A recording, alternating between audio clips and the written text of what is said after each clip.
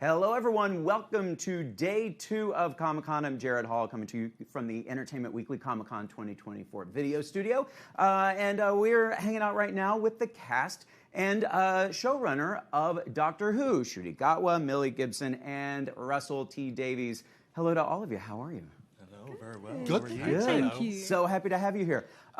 Here's where I'd like to start. In journalism, we have the 5 W's and the 1 H. So I'm going to pose those questions to you. Obviously, you're the cast and creator, showrunner of Doctor Who. But my first question, Doctor what? Doctor, what am I doing here? Is what he says every time. Oh, yeah. He steps out of the What are you doing? What are you doing? What? There's a lot of what. There's a lot of questions. Yeah. A lot of what. Yeah. Well, then, on that note, a little more serious, Doctor where? Doctor everywhere. Everywhere. No, he goes everywhere. That's a fair point. Anywhere in time and space. That is the biggest question you could have asked. Anyway. Yeah. the biggest. Well, maybe we're done. No, I have more W's. Yeah. This one a little lighter. Doctor when? Again, it's anywhere. Anywhen. Doctor Anywhen. Sorry. Repeating. But we've taken you. You've been to 1963. I've been to the 60s. I've been to the 18. 13 was it? 13. Yes. Yeah. And You've been to like. Yes. I've been anywhen.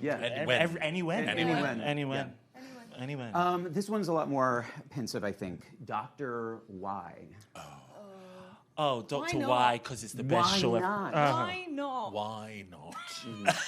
No, why you were saying, not? But Ncuti would say best show ever. The best show ever. Doctor Why? Because.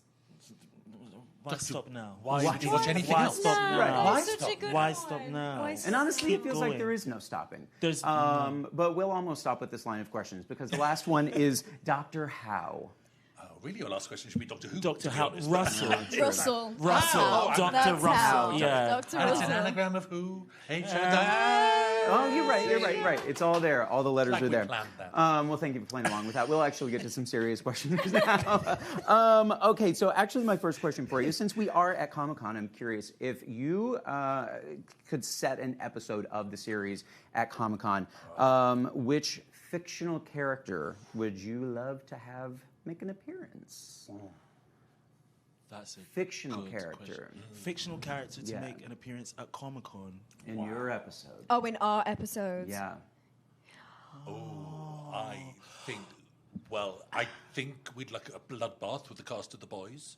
It wouldn't be very Doctor Who-y, but that would be amazing. From other shows. From other shows. From any fictional Okay. characters, yeah. Doctor Strange. Oh, nice. They Oh, go that's a together. good They one. go together They'd be very friends. well. They'd You could just Yeah. bring in a I bunch I of feel doctors. like they're old We friends. should just make a that doctor catch up. show. Right. Yeah, and you and Benedict Cumberbatch would be bliss. The Yeah. dream. Wow. Yeah. I actually like that we're putting that out into the universe. Come on. Start thinking about that one. Come on, Marvel, Yep. reach out. Make that happen Yes. for. I was going to say make it happen for season 2. Is season 2 completely written already? It's completely completely shot. filmed. You're Still done. done, yeah. It's You're like late. it's locked and loaded. Yeah. Well, maybe Well, locked, all the but- effects yet to come, Right, but right. so halfway through in that sense. But Yeah. it's on its way. Jonah Howard King is indeed in season 2. Yes. Yes. Right. All right. What can you tell us about Little Mermaid's Prince Eric joining this world? How did he become part of your world? Oh, I didn't even mean. Oh, yeah. look what you did. Come on. It took me a while to get oh my gosh, Jonah Howard King is absolutely incredible. When Russell told me that he was going to be a part of Ruby's journey, I was very happy. I was ecstatic, actually. And he's gorgeous. He's honestly the most beautiful and kindest human ever. And he is magic in this, and he makes it magic. Does he sing for you at all? Yeah, he serenades me, and I turn into a mermaid. It's really weird. Oh, the reverse. Yeah, Wow. it's really weird. We've made it. Made the experience all worth it. Yeah. Speaking of singing, Nicola Coughlan, I know, is in the Christmas special. What a gosh darn delight that gal is.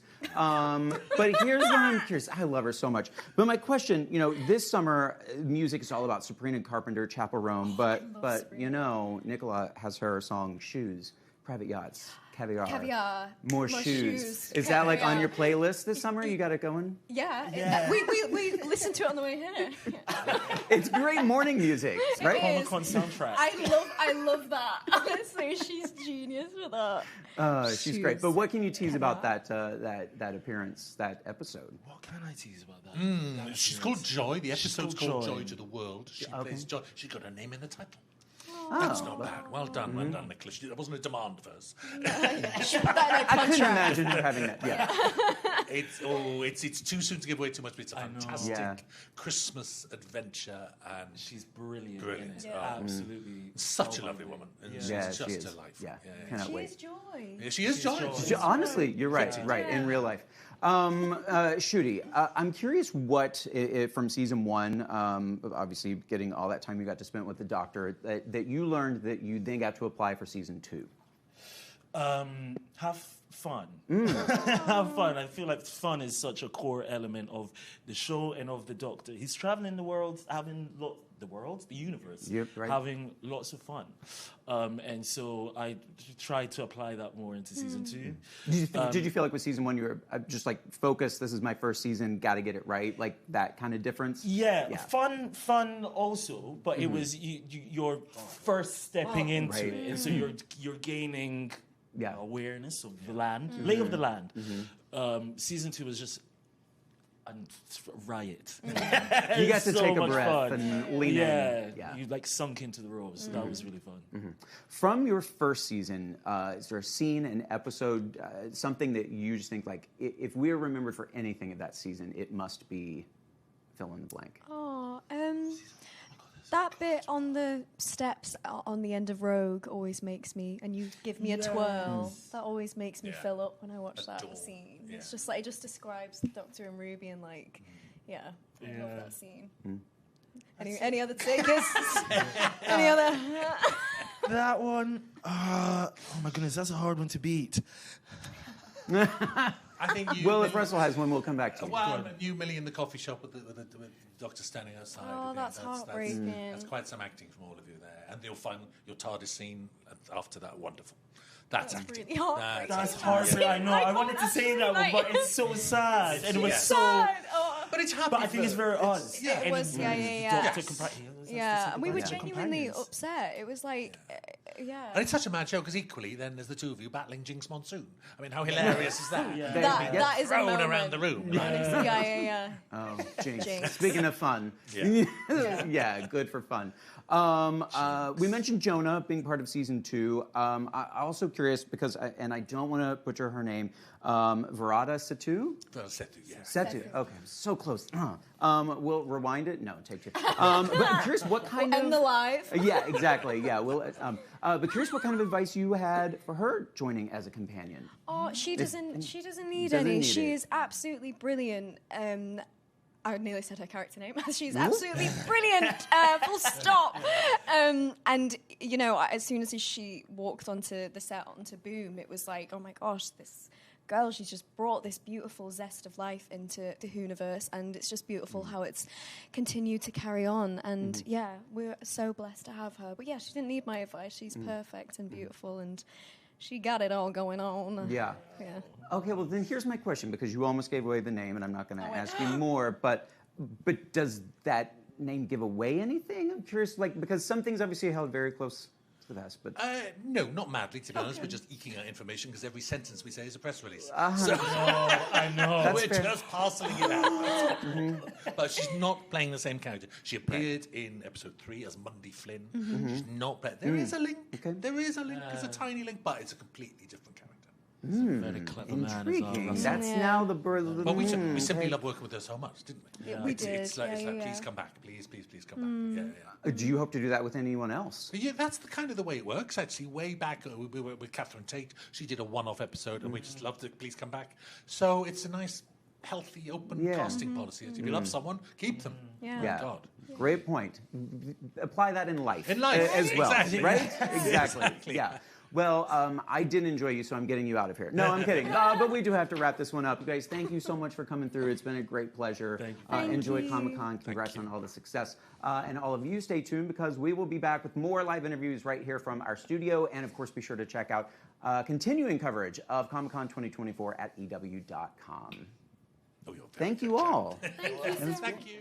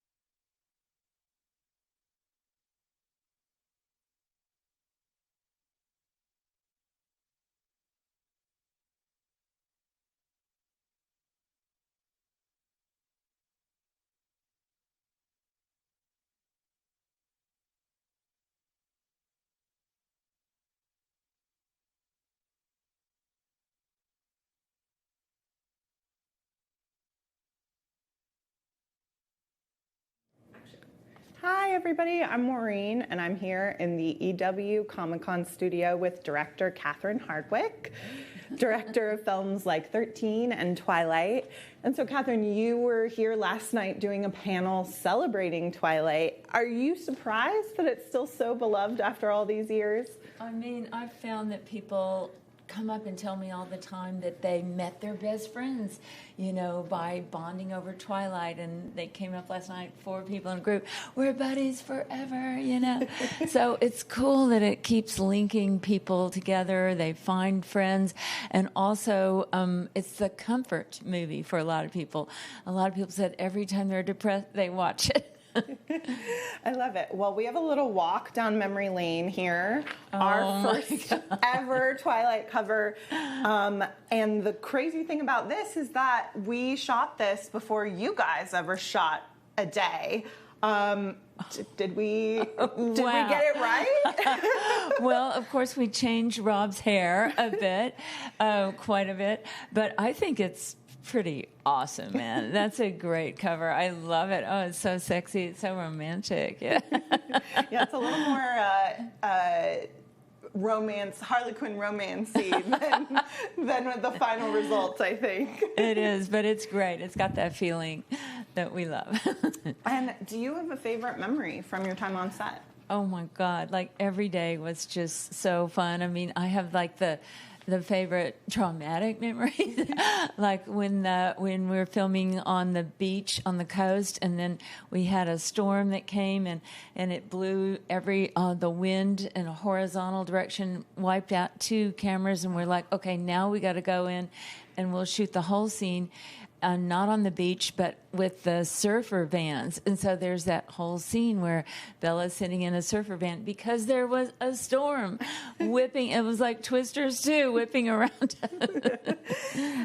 And a lot of your films before Twilight, 13, Lords of Dogtown, really explored this teen angst. So did you feel coming onto the project that it was a continuation of that? Very much so, because we really wanted Twilight to be grounded and feel like this is a real girl who's coming to this town. She doesn't know anybody, and then suddenly she's struck by like an undeniable love. But you wanted to feel grounded for sure. So you cast Kristen and Rob, made them into superstars. What was it about them? Like, why were they the ones you picked? Well, I saw an early cut of Into the Wild, and I saw Kristen sitting there on the bed in this trailer looking at Emil Hirsch like she wanted him so bad. I thought, oh my God, that is so Bella. And then I went and met her in Pittsburgh, and she was a lot of fun. Actually, we ran out in the park chasing pigeons and rapping, and you know, I thought she's really going to be able to connect with this character. Yeah. And then Rob, of course, we had a bake-off or whatever. We had 4 different guys come to my house, and each of them spent like about an hour and a half with Kristen doing all the different scenes, biology scene on my kitchen table, the kissing scene on my bed, you know, and I saw their chemistry was just electric. Yeah. And did you have any sense then, going into this huge franchise, that they would then turn around and become these like very well-respected art house stars? Well, you know, we all didn't imagine what this was going to turn in. This movie was going to turn into the global phenomenon that it did, because the book was popular, but it was actually just gaining popularity right when we started. And they were both like indie kids, you know. I had done indie movies, so we all just kind of approached it like an indie film. And so I wasn't surprised at all, because all their taste in music, art, literature is certainly indie. So there's 2 really iconic lines that people still quote all the time, and that's "This is the skin of a killer, Bella," and "You better hold on tight, Spider Monkey." Do you remember shooting each of those, and like, did Rob have a lot of takes on them? Where those pieces of dialogue came from? Well, "This is Skin of a Killer," that's straight out of the book. And, you know, people had that tattooed on their butts and stuff like that. It's awesome. So we knew we wanted that line in there. And that was an incredibly beautiful place. You know, the mossy cave and rocks. And that was just super, like, romantic and beautiful filming that. But Spider Monkey came because, you know, I was kind of worried after shooting for a few days, like there's so many scenes where they just look into each other's eyes. Look, look, look. And I'm like, man, I better come up with some dialogue too. So the night before we did the treetops, I wrote like 10 lines. I wonder if he'll like to say any of these. And I handed them to Rob. I said, see if you like any of these. If you do, you can say them. And he said, I like Spider Monkey.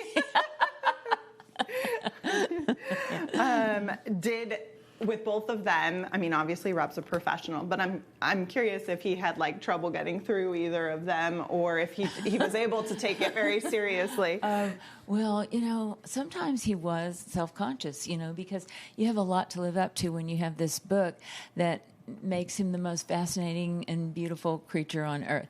And so that's a little bit intimidating. Like, how can anyone live up to that? And so sometimes I'd be like, just go ahead and do the scene. Like, do the whole scene, finish it, and then we'll critique it afterwards. You know, don't self-critique as you're doing, because that's the tricky thing for actors. You've got to be there in the moment. You can't be criticizing yourself, you know. So I think both of those lines, though, were pretty cool. I mean, those weren't difficult. And then, you know, we of course have our version of Romantic Edward here, but how did you determine what the sparkling would look like and how you would accomplish that? Oh my God, okay, that made me quite nervous, the sparkling, because we had a tight budget on the first Twilight, tighter than the other ones, because they didn't know if it was going to be successful. And sparkles cost a lot of money, okay? CGI is expensive. So I thought, let's limit the amount of time, because when you read the book, when they're in the meadow, it seems like they're out there for like 10 minutes chilling and, you know, sparkling and all that. I'm like, oh no, we'll never afford that. So I made it just a moment of a reveal where he steps into that beam of light. And then we started doing R&D with ILM, Industrial Light and Magic, and finding out what would look the most natural. But before that, we tried like shimmery makeup and everything. That did not look good. I bet that was very, very scary. silly. Yeah. And the baseball game is another really beloved scene. Oh my God, How difficult was that to shoot? Okay, first of all, you know, when Stephanie picked Forks to be the location for this show, she Googled the most cloudy place in the world, and where we filmed is super cloudy, but it's not cloudy all day long. The sun does come out, rain happens, so we had to film that over like 10 days and have other little scenes that we could run around and film. We filmed it on the Columbia River Gorge between Oregon and Washington, and then everybody had to learn how to play baseball. Really only two people knew very well. Dr. Cullen and Jasper knew, and Cam, but he didn't get to play. So the rest of us, everybody had to learn how to play baseball, which we had baseball boot camp. Oh my gosh. Great bonding experience. So the whole thing was absolutely pretty fun. I mean, really fun. And then you decided not to go back for New Moon. Right. With all this time, has any part of you regretted that choice? Do you wish you'd stuck it out or come back for one of the final ones? Well, you know, I don't want to look back because I loved the first one, and you know, I like the original thought, like Stephanie's like original idea, like how cool was that she had that dream, you know? So I've always usually liked the original films best. So I'm happy that I got to do the first one, and it was awesome. Is there another YA series or beloved book that you would like to help bring to the screen? Yes, I mean, there are a lot of cool, sort of beautiful books that people send me, and we're looking at different options, so, you know, you never know. I vividly remember I was in college in film school when this movie came out, and I remember everyone talking about the interview where you talked about crying behind the tree and like taking this moment because women can't cry on set. So I'm curious, you know, almost 20-something years later, do you feel like things have changed for directors on set? 16 years. 16. Let's not add too much. But I think things have changed in some ways, but in some ways they haven't. You know, we have a presidential candidate who's criticized for laughing now. So when women show emotions, strong emotions, sometimes that makes some men get nervous, and like expressions of emotions. I mean, Twilight's supposed to be an emotional movie, and the idea that, a man, I've been on sets where a big, strong, badass ex-football player, male director started crying, and everybody goes, "Oh, he's so sensitive," But if a woman expresses the emotions, I do think it's changing because people have started talking about it more and said, "Let's be able to express a full range of emotions." Yeah. And lastly, looking forward, can you tell us a little bit about what you're working on now, what we might see from you next? There's another kind of fun supernatural love story that we're working on. It's called If You Could See Me Now. That's a very fun one. That would be cool. There's other interesting sort of teen stories that I've written. One very cool one, Street Smart, with a wonderful writer, Nick Chef, who actually wrote the book, That Beautiful Boy, the one where Timothy Chalamet played him. He starred in that, so that's another kind of gritty story. If You Could See Me Now is beautiful, romantic story. We'd probably shoot it in Oregon, too. Ooh. So back to the Twilight territory. Yeah, absolutely. So, cool stuff. Yeah, well, thank you so much, Catherine, and thank you for watching. And for all of your Comic-Con needs, be sure to check out EW.com. Yeah, thank you.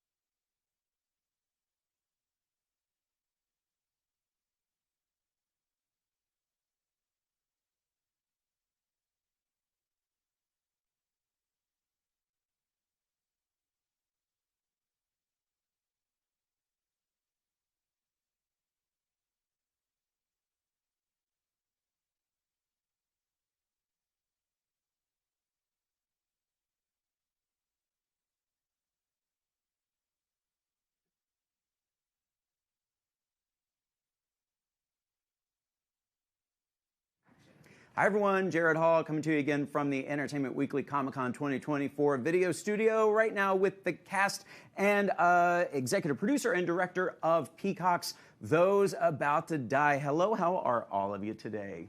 Very Good. How are you doing? So nice having you here. Can we do quick introductions? We'll go around this way so everyone knows who you are. Hi, I'm Jojo Macari. Hi, I'm Dimitri Leonidas. I'm Sarah Martins. I'm Roland Emmerich. I'm Iwan Reon. I'm Mo Hashim. I'm Gabriela Pession. Well, you did that a lot faster than I would have, so thank you very much. Here's where I want to start, because I think if people aren't familiar with the series yet, if they haven't seen the trailer, perhaps if they haven't started binging on Peacock, if you go by the title, Those About to Die, you might think this is like a horror film or a horror series. And I suppose in some ways there are certainly some kind of like horrific things that happen. But just as a, as a little setup, this of course is in the world of the Roman Empire. And the phrase, correct me if I'm wrong, this is what is announced when people enter the arena, right? Well, this is like what they say when that's like what they say when they address the emperor. They like want to say like, we are those about to die. We salute you. I mean, it doesn't get any more like intense than that, right? That you really know what you're getting into at that point. But I guess that's my question to all of you. Did you know what you were getting into when you were like, yeah, like sign me up for this thing? No. I didn't really. I mean, working with Roland, there's you work on a certain scale, which is always going to be something big. I think I knew it was going to be big, and it was going to be a full-on show, and it very much was, in the best way. Anyone else feel like that overwhelming pressure of just the setting, the time period, what you were getting into? It was just super fun. I mean, I think for all of us, especially as European actors, we're not used to sets of this scale. It's very rare to have such a set. So it was really going on set and discovering like giraffe, elephant, hippopotamus, Colosseum, Circus Maximum, and Charioteer. It was just gigantic. So then, obviously, between the take and cut, you forget it all and you just immerse yourself into the world. But if you take a step back, it was kind of unbelievable, really. The thing is, the world you're immersing yourself into is like we filmed it in Rome. So like you're driving past the actual Colosseum to go to the set. So it's actually quite hard to escape it. And it's such an imposing presence. You drive by, I'm sure people who have lived there all their lives, so you drive by and you're like, wow, this is... I live there. You are there, I right. live You there. can attest. I'm very lucky. Yeah, I never got used to the beauty of Rome. I've been living there for 20 years, and every single day I pass in front of the Colosseum, I'm like, wow, this is unreal. So yeah. Is it fair to say people who are fans of the film Gladiator, like this will be their jam?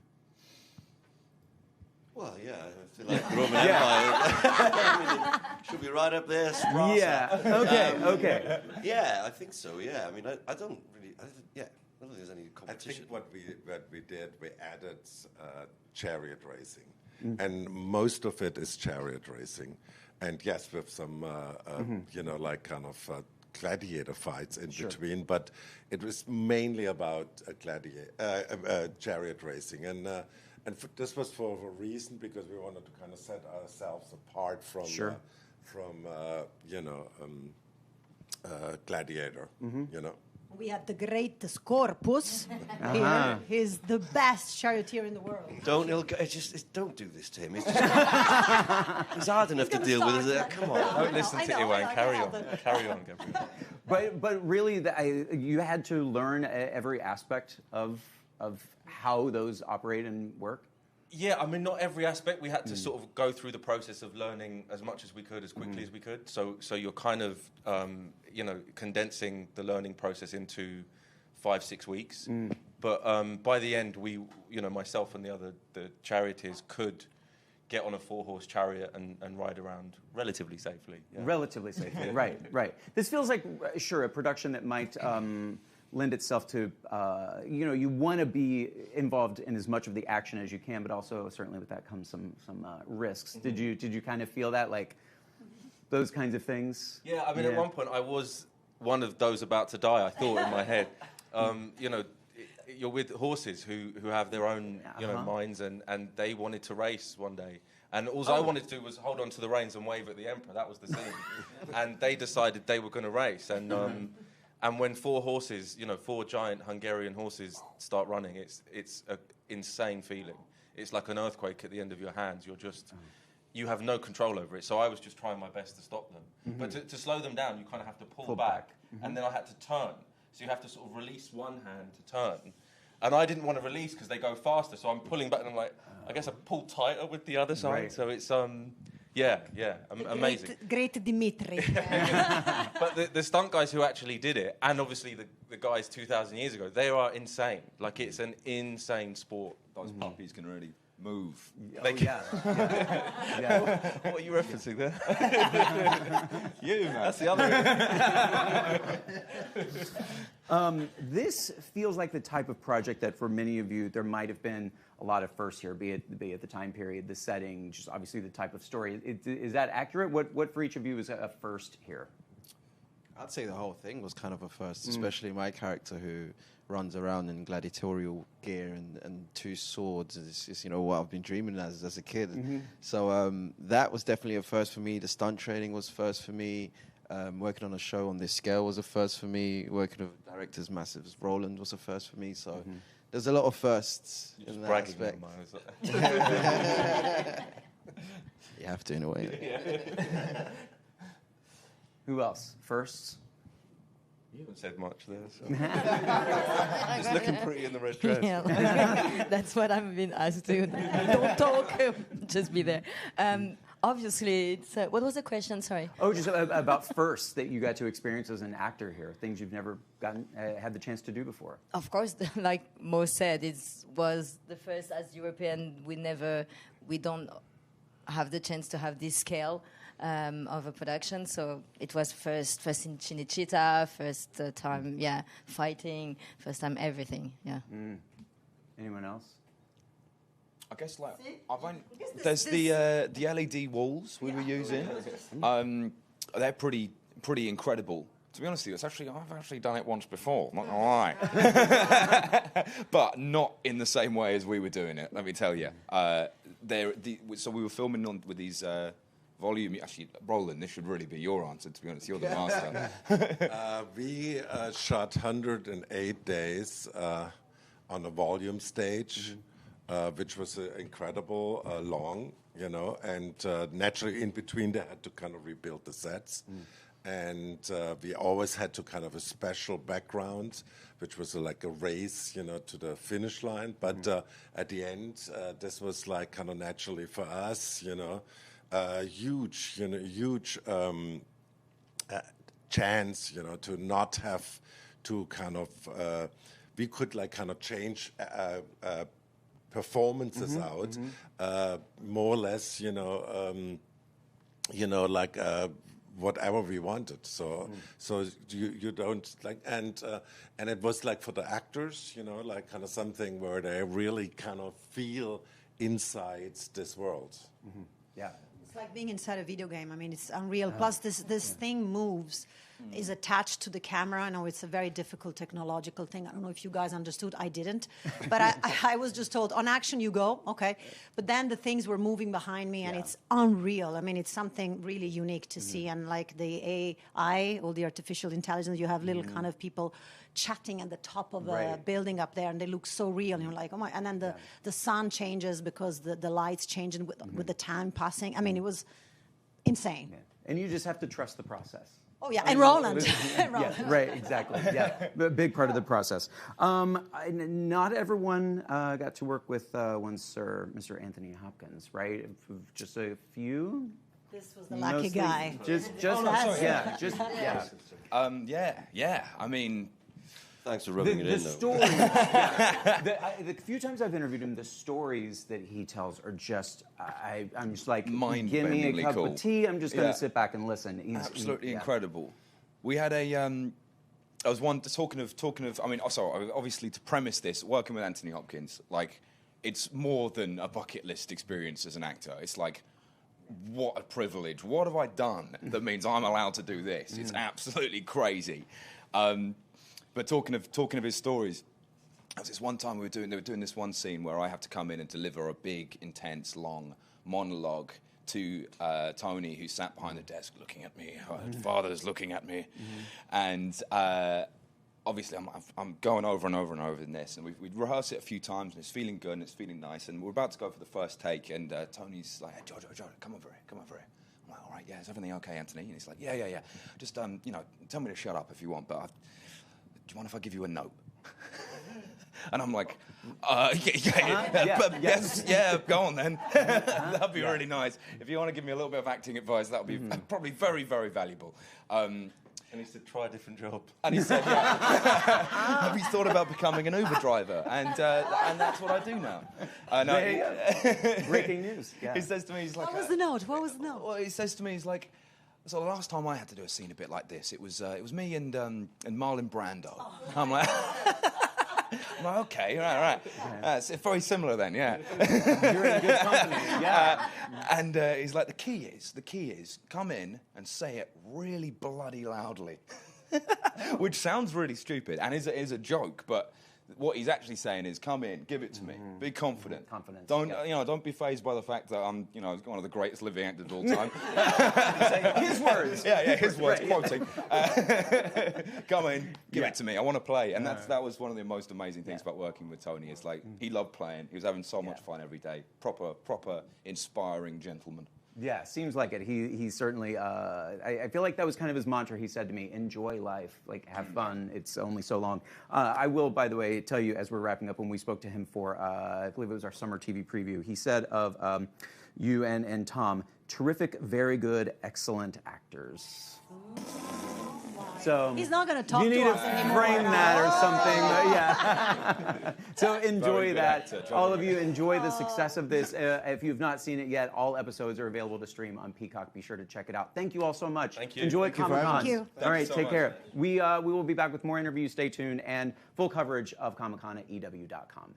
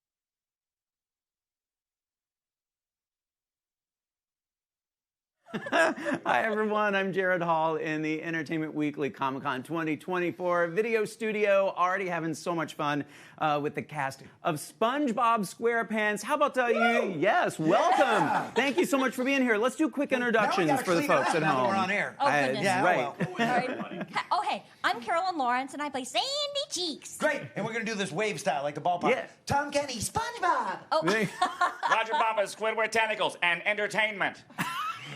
Bill Fagerbuggy, I'm Patrick, and I'm the first tall guy in the back. I'm the second tall guy in the back. Mr. Lawrence, I'm Plankton. Nancy Brown, and I play Mr. Krabs, and he's not tall. The actual second tall guy in the back. After 25 years on the air, we're all shrinking. It happens. It happens, you guys. Come on. Inevitable, yeah. But speaking of 25 years celebration this year of SpongeBob Squarepants, you had your first ever Hall H panel. What was that like? We were scared we wouldn't fill it. Yeah, 6,000 people. And it was What? full. It was full. It was full. Congrats. We think it was full. We couldn't see the audience. You can only, They shine a lot of light so that you can't see past. You see like the first row. Just 5 years ago, we were doing the 20th anniversation. Oh, wait, it was 5 years ago. Never mind. That was stupid. 6,100 seats, and it was packed, and it was all spongeheads losing their minds. You know, it was fun. Yeah, but you've all earned it. It's, I mean, I don't need to tell you how incredible this fandom is. So congrats on 25 years. Do you have early Comic-Con memories of your first time coming? Sure. My first time here with the show was my first time at a con. Oh. And so I was just delighted. I love the vibe. I love how no one throws shade. Everyone just celebrates what they love. Yeah. I wish there were more costumes. Hey, all you costume people, come. More costumes I don't remember this morning. Sorry. Well, Bill, I don't know if you want me to say this out loud, but Bill is a furry, so he's always looking for fellow furries to hook up with. I'm the one with the tail. It's bushy, too. Do you have a preferred costume as a furry?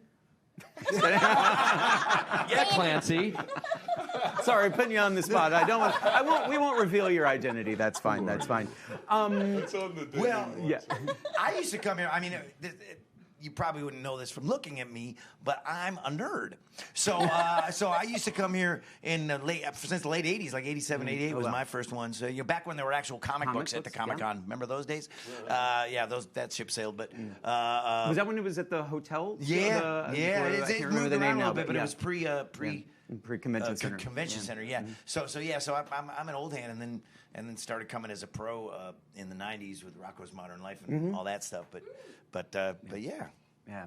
Well, looking back, going back to the 25 years ago when it started, I'm curious, are the voices that we hear for these characters now, did they always sound like that? Did you go through different stages trying to find them? I think we are who we are. Yeah, I think it kind of just was what it was. I think I personally fought a little bit with the being too low. I wanted to, but I think I found Patrick by the third or fourth episode. Squidward originally sounded like Optimus Prime.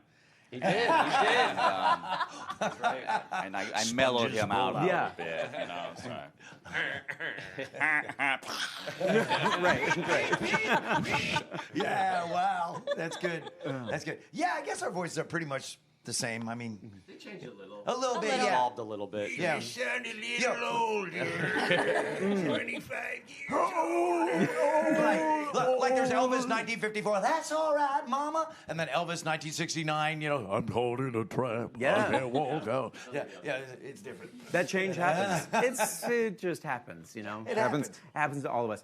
In addition to puberty happens. Right. Even in 50s. Roger's still waiting. Can't wait. All right. My voice is going to drop sometime soon. Don't worry. You should live blog this as it starts to happen on TikTok. It'll go viral. In addition to this series, we have some big things coming up. Sandy's got her own movie. What?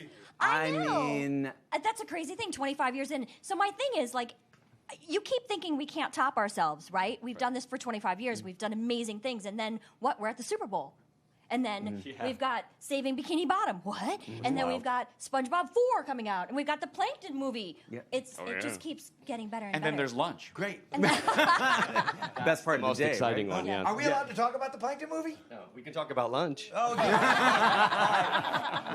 I'm just counting the number of NDAs that we all just violated. Okay, yeah. So it's been nice talking to you guys Now during we're done. our last day at this job. Still live, I'm I hearing. ruined it Still, all. Yeah, no, it's still live. But another movie that we can talk about because it was announced yesterday. Mark Hamill joining the Star cast Wars. for Search for Squarepants. We've got a while to wait for that one, like December next year, right? Yeah, that's Christmas 2025. Yeah. Yeah. What's funnier than 24? 25. But yeah, so that's coming. Yeah. And Mark, there was a big announcement yesterday. Mark Hamill came out at that panel, and I was a little nervous that maybe the fans wouldn't know who he was because he's kind of an obscure he's new. character actor. Right, I'm like, right. I hope they know who you are, Mark. Yeah. That's all right. I'll tell them what you've done. We'll put your IMDb up on the big screen. But so that's been really fun, and we've all been working on that and recording for it and stuff. So Yeah, he's the Flying Dutchman, a ghost pirate. Have you had a chance to? Have you been able to hear his version of the? Oh, did. yeah. Good. Oh, he did something. Yeah. All right, Yeah. so people got to hear that. His vocal talents are just really incredible He's as amazing. well. Yeah, He's no Brian Doyle Murray, though. Yeah, Brian Doyle Murray is the OG Dutchman, Props and will to continue Brian to be Doyle. the Dutchman on the television series.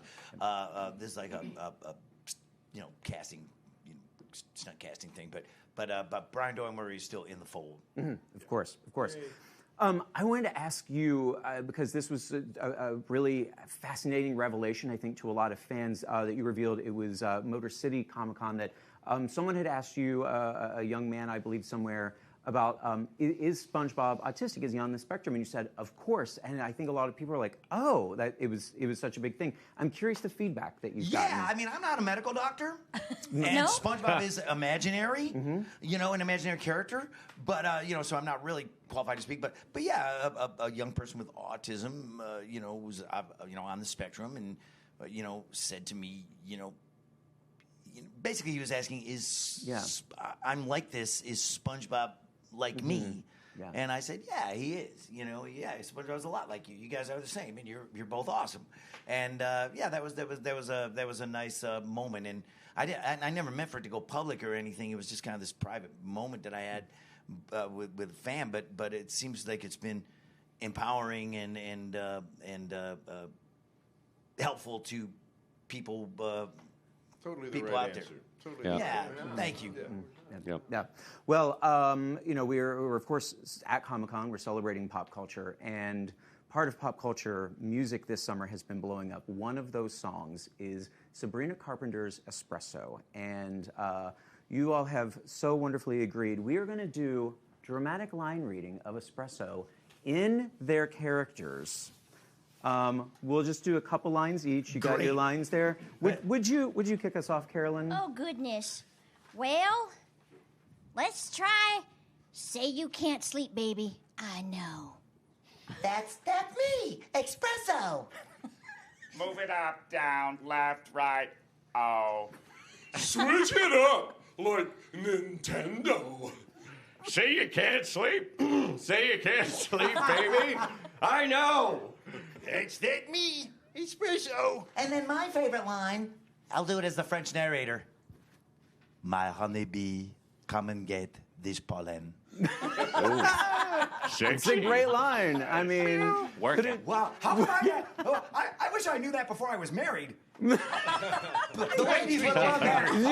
It changes a lot now, Hey, honeybee, right? I'd like to come and get some of this pollen. They're like, wow, what a charmer. Where do I sign up? Could have gone very differently, indeed. Oh well, all of you, thank you so much for you. indulging. Thank you, my honeybee. Congrats on I appreciate that. Yes, congrats Very on cool. 25 years. And thanks so much to all of you for watching. We've got more interviews coming to you live and lots of coverage of Comic-Con 2024. This is live? It is. Uh-oh. Come At and get this pollen. Come and get this EW.com. pollen, Come and get it. Thank you all. Thank you. I didn't test. Good. Thank you.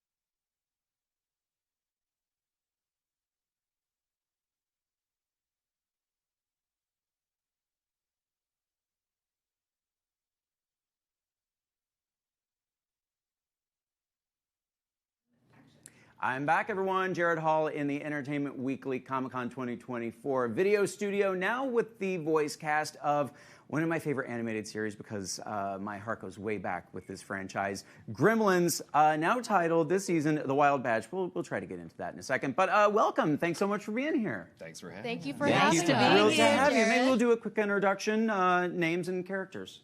With me? Yeah, Okay. We'll start with you. Well, hello. I'm looking right at the camera. AJ Locascio. I feel like I'm slating. Yeah. I'm Gizmo. It's an audition. I'm Gizmo. AJ Locascio, Gizmo. Sorry. Go ahead. Yeah. I love it. I am Ming-Na Wen, and I play the character of Fong Wing, which is this guy, Isaac's character's mom. Hi, my name is Isaac Wang, and I play the role of Sam Wing, which is the daughter of... Wait, There you go. Wait, son. That's a plot twist. You gave it away. Oh, no. That's the journey of season 2. That's the Wild Batch. Yeah. I'm Gabrielle Nevea, and I play Elle. All right, so with this second season, of course, this is an origin story. Eventually, hopefully, all leading up to like the first movie, if time and everything permits in story. But the point is, first season was all in China, and we've got to figure out how did they get in America, and that's what starts to happen in season 2, right? We changed location from Shanghai to San Francisco.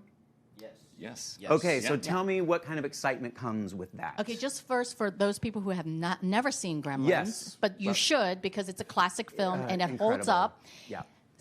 Isaac here plays Sam Wing, who is the elderly Right. character in the original film of Gremlins. And that's his origin story of how this elderly gentleman acquired Gizmo. So it's kind of like an And origin passes story. it off in the yes, film, for right. both Sam's Yeah. character as well as Gizmo's. So there. Yep. And so as we get to America, the fun that comes along with that. Tell me a bit about the kind of magic and mystery of this season. What we're doing, new sort of a little bit of American Chinese mythology we're getting to deal with, because there was so much Chinese mythology and creatures and stuff in the first season, and now we're getting to see a new sort of slant on it, and it's going to be, I can't say too much, but it's a lot of Tough fun. right now. They've not had their panel yet, so there's I only know, so much they we're- can say. We're going to speak in code. Hopefully you can exactly. pick it up. Yeah. You must be used to that by now. Oh, yeah, right? yeah. Well, Every especially at interview is Comic-Con. basically Yeah. talking about nothing. Right. But Yeah. we'll still make it fun. We'll still make it fun. It'll be fun. Well, what I love is that, Mr. Wing, who owns this weird, mysterious shop back in the original Gremlins, his character was very peripheral, even though the main plot line of what a Mogwai is a very traditional folklore, creature story of the Chinese culture. So I'm so thankful that there is now a version where you really get to embrace and learn about the Mogwais and the Chinese culture and storytelling and the mythology of this character, and really giving it the spotlight that I think it deserves. And they've been doing a wonderful job in telling those stories. So I'm excited about that. How about you, Isaac? For season 2? For anything. Oh, for anything? I think I'm excited for people to see everyone's overall character arc. Everyone kind of grows in season 2 in their own special way, and that's really all I can give away. I like what you touched on. Season 2 takes place a year after Sam, Elle, and Gizmo saved Shanghai. And we see our heroes kind of itching for a new adventure, specifically Elle. Sam, of course, is still dealing with his, reserves a little bit, and Mom definitely does not want her son going on an adventure. But of course, in perfect Mogwai fashion, perfect Gremlins fashion, we break the rules. And it's And there super. are lots of rules. There are Sometimes- tons of rules, Yeah. and we may even get a new one this season, new Mogwai rule, maybe. Love new rules. Yeah. Add them to the Little- list. little- Right. Yeah, little Tease tease, there. baby. Little tease, Gabrielle. But for Elle, she definitely has a great character arc development this season. Right. No, I love that they're doing a backstory to who she is. Yeah, like where did she come from? Yes, Yeah. yes. I'm No, lame. I got goosebumps thinking about Elle's character. I was like, I can't wait for. Yeah, there's so. It's so funny because we can't. We're like, yes, things will happen. Right. Yeah. And that's about as much as we can. Have you Characters always? do things. Can I ask a question, Jordan? Am I Please, stepping on please. your job? Have at But it. like, how did you come up with the voice? Like, mean- was it inspired by like the original as Yeah. well? My Was dad it? used to do it. My No dad would do like the Howie way. Mandel, like Yeah. Bobby's World voice, where he just went. No. So it's something we way. used to do back and forth. He would make my stuffed animals talk in that Oh. voice, Uh-huh. and then as I got older, I started doing it. And so it's just something that it's funny. I thought everyone did this. Like I thought literally everyone makes that voice. So I didn't know when I got the audition. I was like, this could go to anybody. So is your dad So- like Oh, he thinks completely it's flipped crazy. out that Yeah, this- he's like, this you're getting come paid full to circle? do that. Yeah. Yeah, it blows his mind that I'm just like. Does he get 10%? I don't give him any. I call him on Father's Day. That's what he gets. So What a good son. I know. But it sounds like he could have been a voice actor. if He was could gonna- have been. yeah. He's very talented. I mean, it's never with too late. voices. It's Yeah. true. Yeah. The best I could do as a kid was like the Woody Woodpecker laugh, but then puberty happened. Can we hear Puberty it? happened to Oh, okay. It's no, it's not there anymore. Maybe if I'll do some warm ups later here in and give it spirit. to you. Yeah, exactly. But you teased a little, gave us a little like hint, wink, nod. There might be others. Does that kind of line up with the title of this season, The Wild Batch? You know, it's always wild when it comes to Gremlins, so I think that the title's very fitting. As we know, in season 1, the main antagonist was Riley Green, and then in season 2, our heroes are put through pretty much everything. So it does get wild in the sense of the challenges that we face, in all of the new Gremlins that we meet, all of Gizmo's family that we encounter this season. And you know how fast he multiplies. Right. If you get him wet. Bro cannot take a shower. No, no, it must. Imagine how He much might he be a little smells. smelly. He might be a Yeah, little you're stinky. right. You're right. He uses Yeah. a dry shampoo. It's a dry shampoo. Yeah. Well, you know, Asians, we don't really smell. We don't need to use deodorant. No. What in the world? We're learning new things. Apparently, there is a genetic, like a gene, a particular gene that we lack. Wow. So that we don't need like deodorant, apparently. Period. Isn't that weird? Yeah. Learning things here. Yeah, that's very Entertainment Weekly. educational. Yeah, now that I Comic-Con think about Suite. it, really, I've never met any Asian who actually like smells. This This is is the soundbite we want. this is That's mind the opening. title of the interview. Yeah. I had no idea. This is very mind opening. By the way, you must check out Isaac in the film Dee Dee. It is it's now open. Shameless Phenomenal. plugging. Not even shameless. Own it. It's the film is fantastic. That's in theaters. And then yay. Gremlins: The Wild Batch debuting this fall. I believe is all I can say. Yes, season Okay. 2. Sounds all good. we can Okay. say, Yes. too. Yes. All they're this allowed fall. to say as See you well. there. On Max. Yes, on Max. But go binge the first season because it's fun, but it's also beautiful. Yeah. It's really incredible animation, and if you're a fan of those early films, you're going to love this. Right. All of you, thank you so much for being here. This Thank has been you. great Jerry. fun. Thank you Yeah, for having likewise, us. likewise. Great to have you. And all of you, stick around. We have more interviews coming up right here from our studio, and lots of Comic-Con coverage at EW.com. Bye. Bye.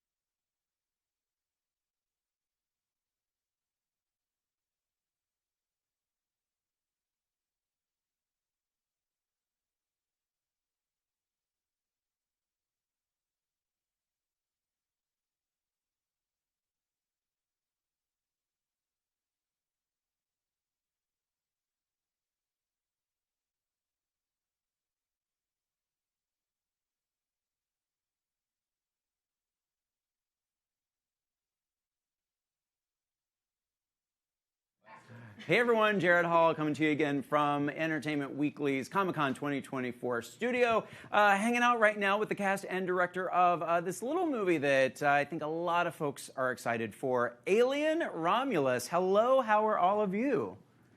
Great. Good. I'll do a quick rundown who we've got here. We've got director Fede Alvarez, and we've got stars Kaylee Spaney, Isabella Merced, Archie Renault, Spike Fern, and David Johnson. Made it in the nick of time, yes? Yes, just about. Thank you, David. Yeah. Well, we are happy to have you here. This film, obviously lots of anticipation, but how are you guys kind of like managing those nerves, or are you managing them at all?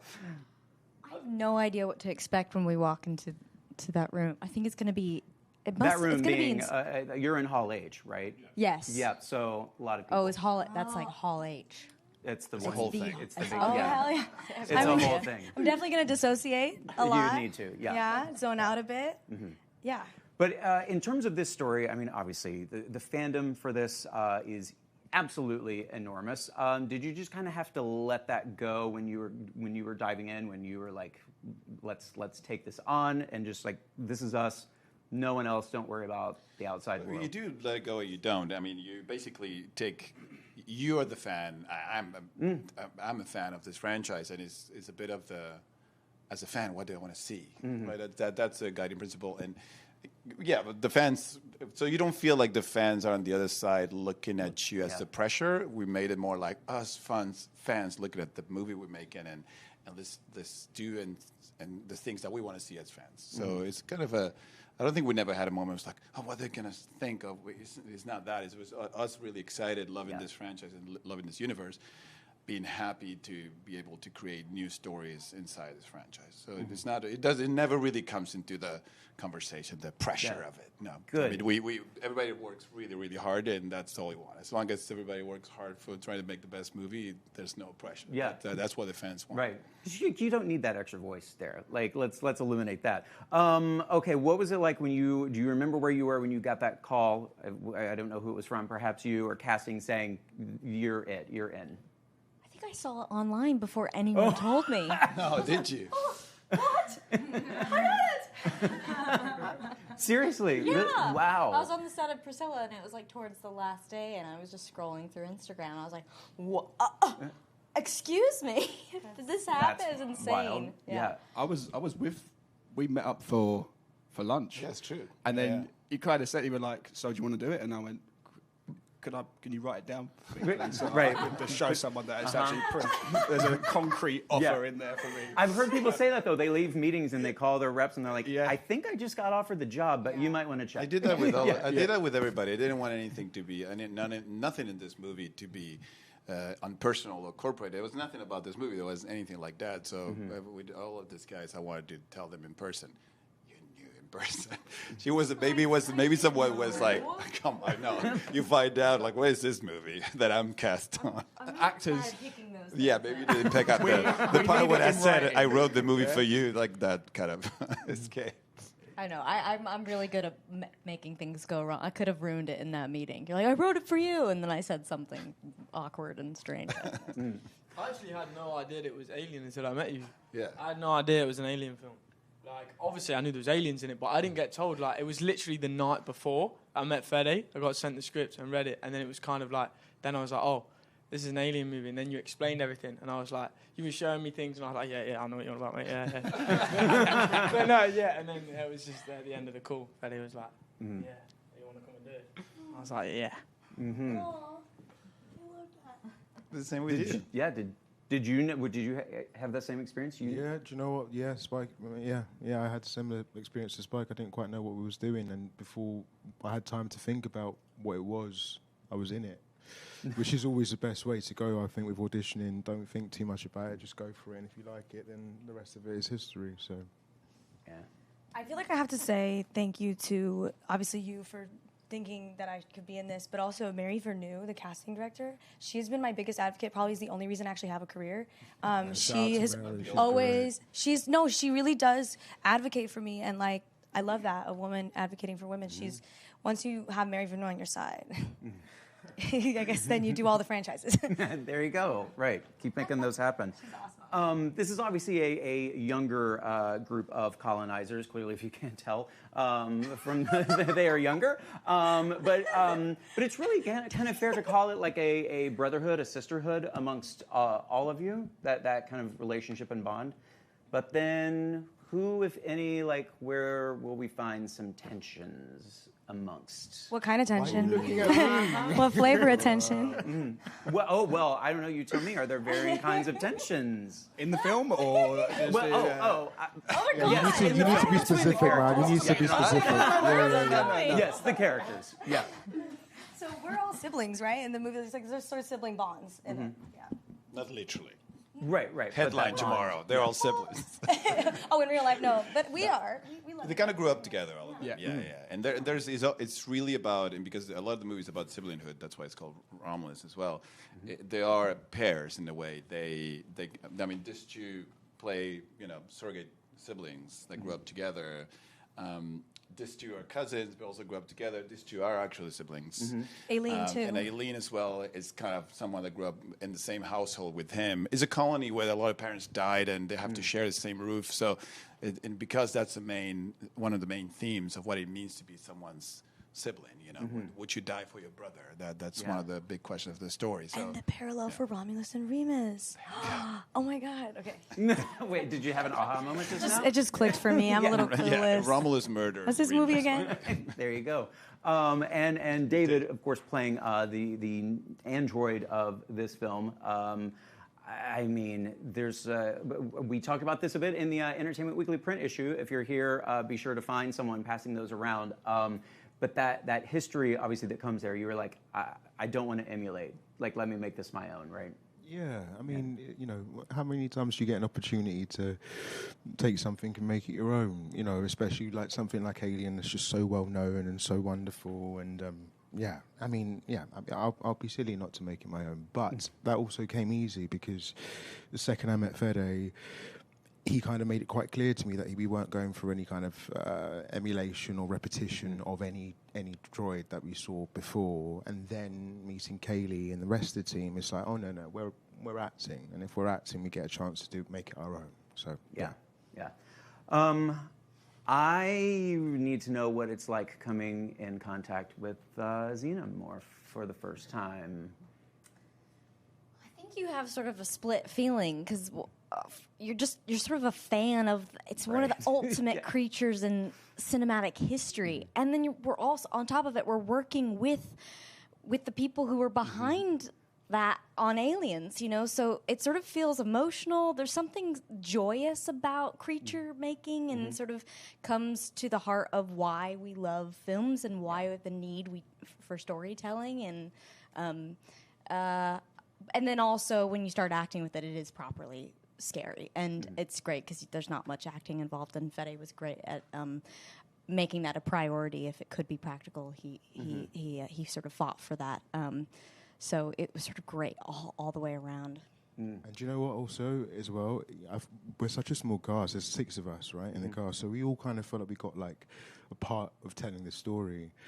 But then when we saw the Xenomorph, we were like, okay, no, it's about him. It's actually not us. It's definitely it. Did you have the sound effect, that scream or whatever you want to call it? Did you have that on? Alarms? Yeah. Remember we had that speaker that I was blasting? We had a speaker that we were blasting all the time with all the sounds from the Xenomorphs. So every time I want to scare them, but without showing it, there was always this like this big speaker just blasting, horror sounds just to freak them out. But I will say, I do love how you incorporated it into the movie. Because when I walked out of the theater, I had to go through a parking garage after I watched it for the first time, and then I heard an alarm in the movie, but because of the parking garage, obviously, and I jumped because I was just fresh out of the movie. And it's effective, is it's what she's effective. saying. The Yeah, sound it does its design job. is incredible. Yeah, and that's sometimes half the battle with these. All those little bells and whistles, I got to be spot on. Well, very excited to see this one. You can all see it August 16th. In theaters. Be sure to check it out. Alien Romulus. Thank you all so much for being here. Have a great Comic-Con. Yeah. Thank you very much. We have more interviews coming up right here, so stay tuned for those. And you can check out more Comic-Con coverage at EW.com. See you there. All right.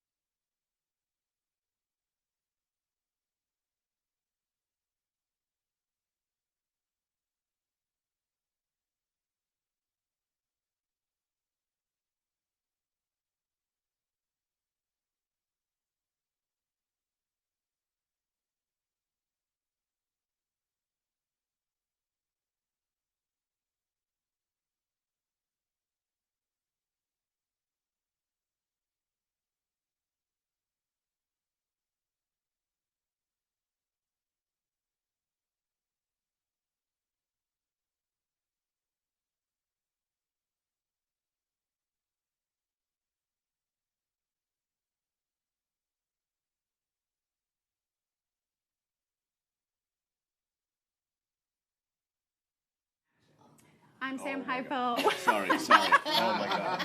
I was so sorry.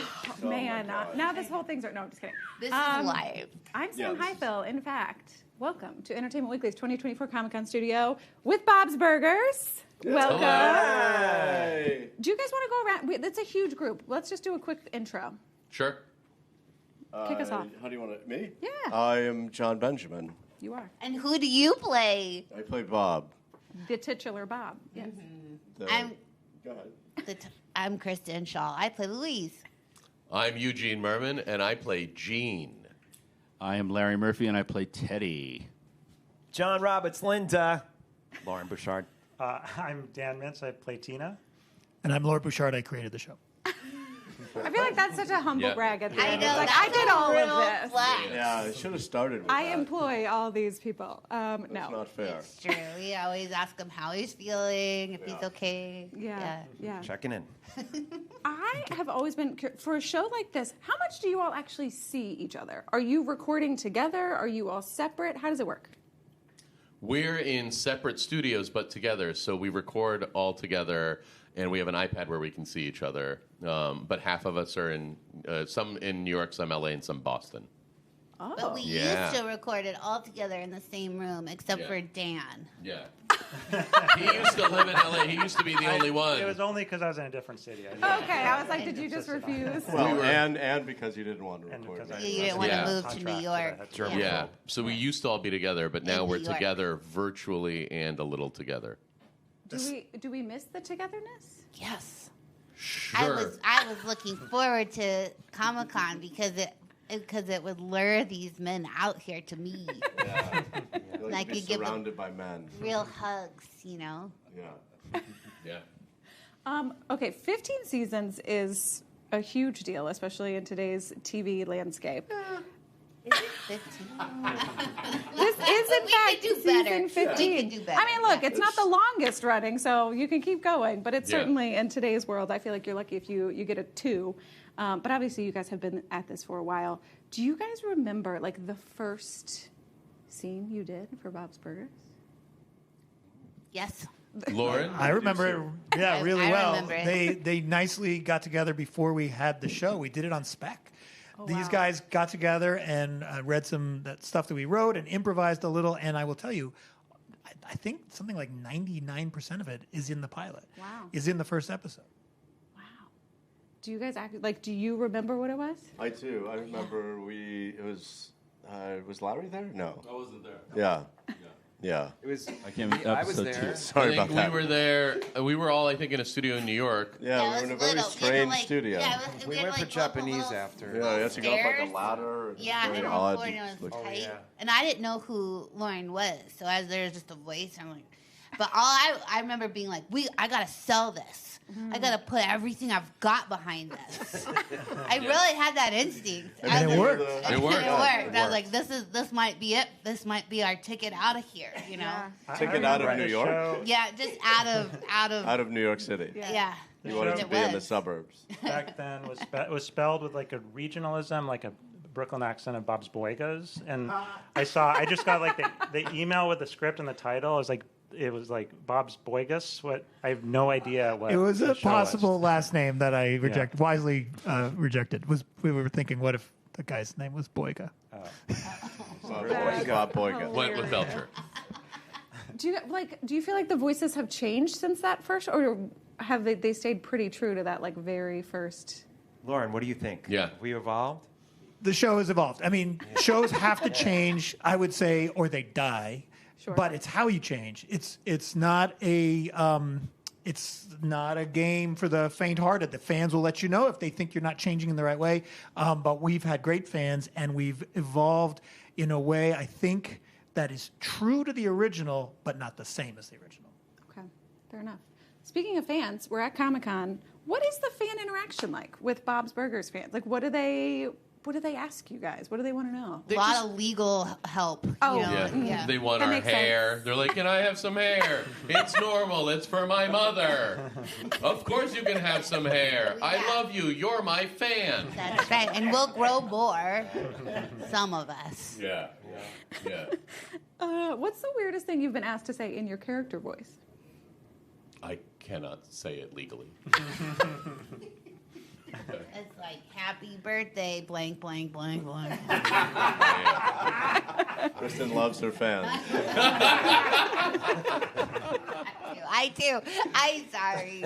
She does. She's very nice to her fans. I've seen it many times, I write many them back, years. Yes. Somebody said, "Will you marry me?" to me.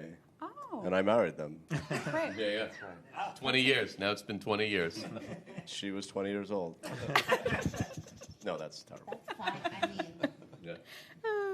Okay, let's actually. I'm going to you because what can you tell me about what's coming up in season 15? First of all, it's packed. I looked at the schedule today just to remind myself. It's like a straight shot, 13 in a row, 13 weeks. So it's just like there's a few episodes before the premiere. We're sort of catching up. We had a little backlog. Mm-hmm. So this fall, you get to see 13 episodes in 13 weeks, and then another, I want to say, 12 episodes in the spring. And we did manage to make kind of a Halloween episode in a new way, a straight-up Christmas episode. So we're really getting kind of, I think, the pandemic and the strike behind us and re-normalizing the TV rhythm of Bob's and, just being where you expect us on the night you expect us and even the holidays that you expect. And that's really nice for us. It feels good to feed the fans seemingly what they want, and they don't like it when you're off the air. Yeah. And it's really nice to be able to put a bunch of episodes on. I think that's a good sign. If they liked it when you were off the air, right? Yeah, No, we might not be. We might not be Red here. flag, yeah. Is it 15 years? Is it a blur for you all? Are there episodes or moments that stand out in your memory as being like particularly memorable? Whether it's because you loved it or maybe because you hated it, but just something, or is it all kind of one big thing for you now? It's nice to when the holidays happen, like Thanksgiving, and they do the marathons, because you could really catch up. And there's been so many episodes at this point, and it's nice to sit back and be like, wow, we got some really great stuff here. And I think the holiday episodes are my favorite, but then there's Horse Rider. There's so many. Yeah, so many special, awesome episodes. There's a Great Christmas writers. episode from maybe 2 years ago that I just adore. That is both so funny and so sweet. Where the parents try to catch the performances of all three children, and I adore that episode. Yeah. I agree with that. Oh yeah, that's the only one I remember. Yeah, and then the pilot of the show Fall Guy. Those are the only two things I recall. I haven't seen that. Is it good? The movie? I don't know. I'm talking about the pilot starring Lee Majors. Show from the 70s. Oh. Yeah. Which the movie was inspired by. Yeah, I would say very. Yeah. I bet it was super inspired by it. Actually, he makes an appearance at the end of that movie, Lee Majors. Oh. Yeah. Great. Oh, you're right. Oh. You are right. That's Yeah. great. That's great. Is that a scoop or? Oh my! That's a scoop. That's a scoop. That's a scoop. Yeah. It's a scoop If you for haven't seen the Entertainment movie Weekly. from a year ago, Well, since the movie just a is few months recent. ago. The TV show is old. It's about a stuntman who solves crimes. It's normal. and this is why we love Bob's Burger. Right. It's a very Gene reference. Yes. Yeah, it's true. I am me. For you all, was there anything about season 15 that felt like a little different, maybe a little special that you can tease for fans? I think, and I said this to Lauren a few days ago, I think this new season has a lot of just incredibly fun episodes. I don't know what we're allowed to say, but I think it's actually maybe my favorite so far of the season-wise. We've done kind of great episode after. I'm very excited. Amazing. Yeah, it's going to be a really good season. Maybe the best one yet, which is we're ready for that, right? We're ready for the best We're season tired ever. of pretty good. We want it to be excellent. 16 will be so much better. That ever want 17. That's the Forget thing. about It's 17. just going to keep getting better and better and better. 16 It is well, nice. 15 away. It is nice to try and top yourself. I have to say, doing this and just consciously saying, can we try and make this the best season, or at least can this episode be someone's favorite? Yeah. And to say that again and again, it is the only way to go to work, I think. I will say, I don't know how much time we have, if Christian's going to cut me off or not, but there's been the episodes in season 15 that are so touching and cool to me because they're mirroring things that are happening in my own life. Like there's an episode where like there's like a funeral, but in a funny way, and whether or not they can like proceed with another thing right after the person goes, because I was like trying to go out with my girlfriends, but she had to go to her mom's friend's funeral, and we're like, well, okay, but that ends at like 6. Can you still go out to dinner? Like, it's a very fun. And then I go to work the next day and read the script, and it's like got the same kind of beats. And then there's another one where Bob can't sleep. He has insomnia, and he kind of likes his world, his dark world, because he's alone in it, even though it's like ruining his life. He's alone away from his family. It's the only space he can get. And he's trying to create something. And that also resonated with me. It just keeps... I feel like the most depressing storylines resonate in your life. I don't know, maybe. Like funerals and insomnia. Yeah. Are you okay? I think we're all going through it, but I definitely, after every table read this season, and also we're doing table reads together again for the first time because COVID is gone. Just kidding. Everybody has it. I keep getting texts. Getting it right now. I can't come over. I'm like, gotcha. But I just look over at Lauren and the writers, and I'm like, dang, you guys knocked it out of the park. Right? You see me do that. Yep. Because they really are knocking it out of the park. Now it's up to the animators. Yeah. Who knows? Hopefully they'll do a good job. She will not say damn. I won't. And why?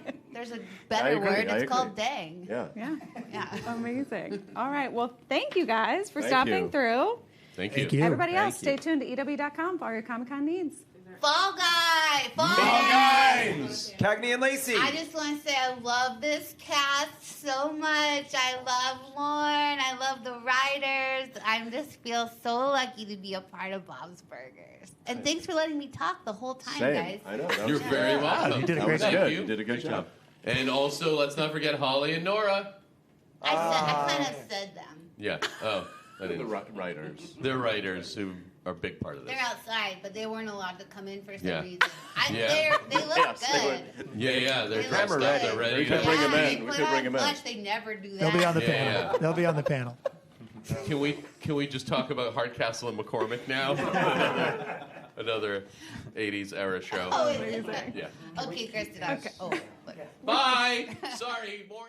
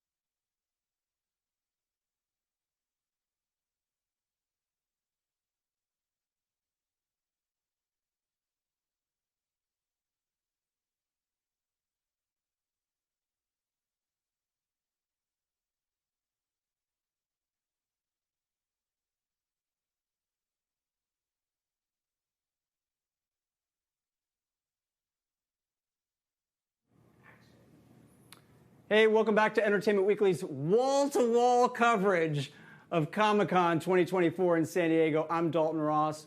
I'm sitting here with the man, the myth, the legend, the king of the con. Bruce Campbell is here. He's going to be starring in an upcoming Peacock series, Hysteria, but always we have tons of stuff we want to talk to with Bruce. Bruce, this is your home. This is it. It is. Comic-Con. I am the salmon spawning, coming back to spawn at Comic-Con. And I'm delighted that it's back. Yeah. And it's not back, it's back. Like it's wall to wall, elbow to elbow. You've done like so many cons. I'm not just talking about the big ones out in San Diego, but like the little ones, like you're all over the country, all over the world. Ballpark for you. How many of these conventions have you done before? Before COVID, I did on average 30 cities a year. You're crazy. It's about every 10 days I was on a plane. And that's a bit much. I don't think we need to do that anymore. So we won't be doing that anymore. But what I love the fact that cons, they're not only back, they're really back. They're all well attended, and they're growing like a rash. I mean, a rash. I could book a different con every weekend because there's so many of them. Yeah. Because I think people like the concept of meeting actors in shows right now. Not meeting an actor in a show from 30 years ago, which is what cons used to be. Yeah. Now you can meet the guy. You can meet frickin' Daryl Dixon. He's right outside. He's right there. We're going to have him next. Yes. Stay tuned. Yes. IDW.com for now, that. the fans may not be able to meet him, but he's here. Yeah, but maybe I see people light up when they see you, and obviously, people love. I always want to talk Evil Dead with Bruce Campbell. But what's the next thing that people most want to talk to you about? Because obviously you got Spider-Man, you Probably got Burn Xena. Notice. Is it Burn Notice? Yeah, because those are the not Evil Dead fans. Yeah. Like they'll. What happened a lot is they'll like Burn Notice and they go, "Oh, I didn't realize that old guy did those weird horror movies like years ago." So retroactively, I'll get Evil Dead fans through a popular show. Right. Because they go, "What else has that guy been in?" And they look you up retroactively. What about Xena? I thought you would have gotten some Xena fans. I get that. I get a strange amount of Sky High. It's a certain age group goes, "Oh, in high school, Sky High. That was my movie." I'm like, okay. Well, look, I mean, obviously we are going to talk Evil Dead. You know how important Evil Dead is to me. Evil Dead 2, my favorite movie ever. So, like, you know, you guys have rebooted the franchise a few times. You've had a few movies. We had Ash versus Evil Dead. We did. So, you know, I'm going to check in with you. What's the future of the Evil Dead? The future is 2 more damn movies. That's the future. Tell me about it. We've got two new fabulous directors that have 2 new scripts in the shoot, and we think we've suckered a studio into coughing up the dough for both, since they seem to still make money. The funny thing is, the Evil Dead movies, the last one made $140 million, and the Evil Dead movies don't usually make that much money. They're cheap, so you don't have to make that much. But now that they're making real money, it's kind of hard to look away. Right. And we want to do it. You know, the last one was 10 years ago. Fede's was 2013. Yeah. So we want to get a little more of a pipeline for folks who really still follow it, who want to see it. They want to see it in the new incarnation. We're out of the cabin. Right.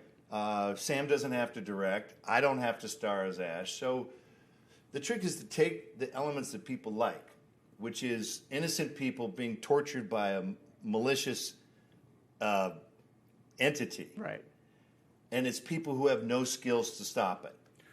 Well, you said I don't have to star as Ash. You didn't say I will not star as Ash. So what's the chance of strapping on the chainsaw again? Come on, man. The chance is, here's where the chance is. The chance is we are developing an animated version, like a series. So I'll do that. I'll do Ash's voice all day long. Yeah? Yeah, because my voice hasn't aged as much as I have. And you do the video games occasionally. Yeah, come out sure. and stuff like that? Yeah, he'll be limping along, just not on camera. So obviously you see a lot of Ash cosplay when you go to Comic-Con. I was on the floor the other day and they were selling the chainsaws, you know. They're getting better. Boots. They make noise and the blade spins. Oh, yeah. So have you ever seen, though, people cosplay as another Bruce Campbell character? Have you ever seen any other Bruce Campbell cosplay going on? Randomly, and I would ask the person, does anyone know who you are? And a lot of times they'll say no. Like Briscoe, they go as the character from The Adventures of Briscoe County Jr. There'd be some guy in a cowboy outfit, and people would just think he's a cowboy, which is fine. So What's the obviously we know you have a long relationship with Sam Raimi, going all the way back to the original Evil My Dead. ex-friend, Sam Raimi. Him torturing you in class, you know, and spitballing you and knocking you over your desk. But what's you always cameo in all of his films. So when you say cameo, be careful. Okay, why? Well, cameo, it gives the intimation that it's a throwaway part. Okay. A small a cameo. It's just a small little throwaway. Where in reality, my roles in Sam's movies are pivotal. Okay. Right? Yeah. And I'll give you the Spider-Man example Yes, real let's quick. hear it. First Spider-Man, okay? Yes. Small part. Ring announcer. Well, I named the character. If I wasn't in the movie, this billion-dollar franchise would be called the Human Spider. I said that name sucks. You're going to be the Amazing Spider-Man. I named Spider-Man. Yeah. Part 2. I'm a snooty usher, right? Do I let Peter Parker in to see his girlfriend in a play for the first time? No, because he's late and it'll spoil the illusion. I am the only character who has ever defeated Spider-Man. Right? Are you aware of that? You're not aware of that. No, I'm aware of that. Mr. Cameo. I've seen the movie. The third one, he's the French maitre d'. Maitre d'. How often do superheroes come to mortals to ask for help? Never. It's true. Never. Are you calling yourself a mere mortal? I'm not sure I would. You can be pivotal and be a mere mortal. So my roles in Sam's now Doctor Strange. Okay, that might be my favorite, Bruce. Oh, you have a little cameo in Doctor Strange. Let me ask you, if you know anything about the multiverse, which I'm sure that you do. Yes, I do. Do you really think he's just a pizza vendor? The Pizza Papa? Yeah. Do you really think so? No, I don't. Okay. You're starting to get with the program here. There is a large multi-movie slate that has not been announced yet. Even Kevin doesn't know this He doesn't know yet. about Kevin Feige, ladies Kevin and gentlemen. Feige does not know. Kev. Can you call him Kev? Let's call We him fish Kev. a lot. Yeah. Even he doesn't know what's planned. That's how intense it is. And guess what I did? Did I defeat Doctor Strange? No. No. What did I do? I slowed him down. And that changes the timeline. It's amazing. I think Pizza Papa might be my favorite. And like it's you've had so many great ones. Oh, it's just a cameo. Just a cameo. Listen, I remember, Bruce, we were talking about this earlier off camera, how we did this great filmography of yours years ago in Entertainment Weekly, talking about all the movies you've been in. And, you know, some of those movies aren't necessarily easy to find, but there's some actual real gems in the bunch. And I'll tell you my favorite was a movie among this bunch was called Running Time. Okay, right there with you. And I was going to ask you, is there what are some of these movies, these hard to find Bruce Campbell classics you think people should track down? Running Time is a great one because I just finished McHale's Navy. Yeah, I remember. So that was 11 weeks in Mexico, and they didn't really have a script. So here's what you would read. McHale and the guys go to Cuba. What does that mean? McHale and his buddies get off the boat. So we were making up dialogue every day because it was none of it was written. And it was this big, slow-moving production. And then this came along, and it was written by a good friend of mine, and he wanted to do the movie in one take. Yeah. Or make you think it was one take. It's like Rope. And it was very successful how he did it. And my favorite review of that whole thing, there was a reviewer, his mind was blown because he bought it hook, line, and sinker, that it was one shot, one take. Like, we change a tire. There's a real-time sex scene. We're going in and out of buildings, up and down stairs, through tunnels and all that. And this guy, he goes, What if Bruce forgot a line? What if you missed your mark? It's no movie. Yeah. and so it was just fun to blow one person's mind. Nobody saw the movie, but this one reviewer, it just blew his mind. I've seen the movie. It's great. It's cool. Everyone should track it down. It's a cool little black and white crime drama. Yeah, exactly. It's a no lot blood. of fun. So listen, we got Hysteria coming up. Feels like I haven't seen anything. No one's seen anything. Feels like maybe like a little retro 80s horror. I don't know what Bruce Campbell would know about 80s horror, but what can you tell us about Not much. You know what? What attracted to me were the words. That's what does it for me now. Is it a good character? Is it an interesting concept? How does it play on the page? And for me, when horror comes along, I get picky. Right? Sure. I go, okay, a horror project, blah, blah, blah, blah, blah. This one caught my attention because he's like a man in an island. It's Michigan, late 80s, small town, Happy Hollow, Michigan. He's the chief of police of this town. And it's great to play age appropriate now. Yeah. Like I play crooked Yeah. politicians now. Yeah. That's what I do now. So chief of police, perfect. And he's a rational human being trying to figure out the craziest shit in the small town. And what I like about it is small towns are not ready for that stuff. They can't handle pandemics. They can't handle satanic shit. They don't know how to do it. They don't know what it is. They get drunk drivers. Yeah. I mean, that's it. So I like the fact that you wanna put weird shit in the hands of someone who can't handle it. Mm-hmm. Right? Like with Yeah. the hero, like with Ash. Right. He has no formal training whatsoever. He's not military. He's not CIA. He's like a garage mechanic that's out to save the world. But that interests me. Like Die Hard, the premise of Die Hard is wrong. In what way? The guy in the air vent shouldn't be Bruce Willis, who's an ex-LA cop. Right. The writers just took the easy train. They took the freight train to Easy Town. You put an accountant in the air vent who's never fired a gun in his life, but, oh my God, he's smart. Now I'm interested. But is it a Christmas movie? Sure. Okay, there you heard it. Die Hard is a Christmas movie. It is a Christmas movie. All right, fair enough. Yippee-ki-yay. Yippee-ki-yay. That's the grooviest answer you'll get all day here at Comic-Con coverage for Entertainment Weekly. Bruce Campbell, thanks for coming in, man. Check out Hysteria when it comes out on Peacock. Track down Running Time, and obviously keep your eyes peeled for more Evil Dead stuff. And we'll be back with more Comic-Con coverage here in the EW Suite.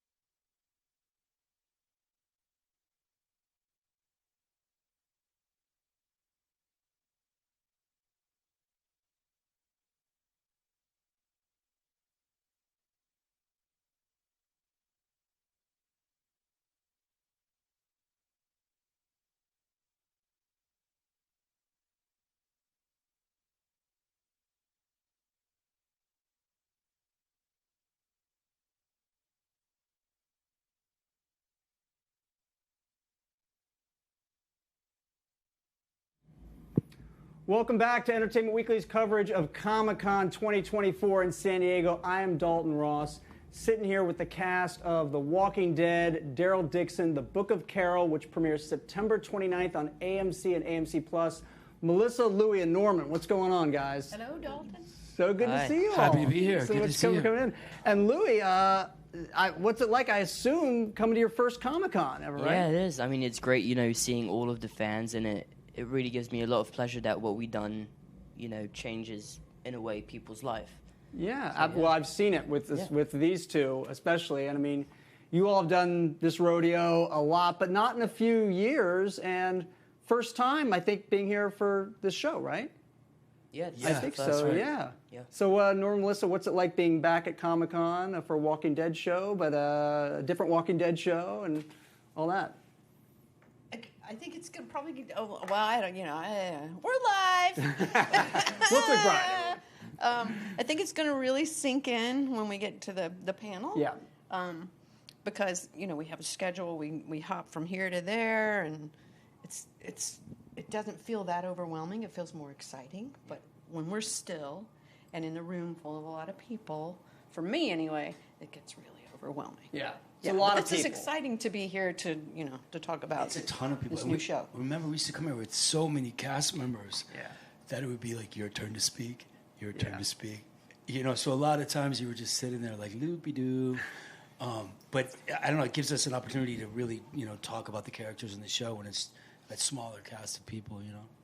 Well, you know, I think about, as I'm sure maybe you guys do, I think about all the times we've been here and all the times that you two have worked together and these characters have been together and now back together on this show. So, like, Melissa and Norman, what do you guys remember about when you all first met, back on season 1 of The Walking Dead? What was that like?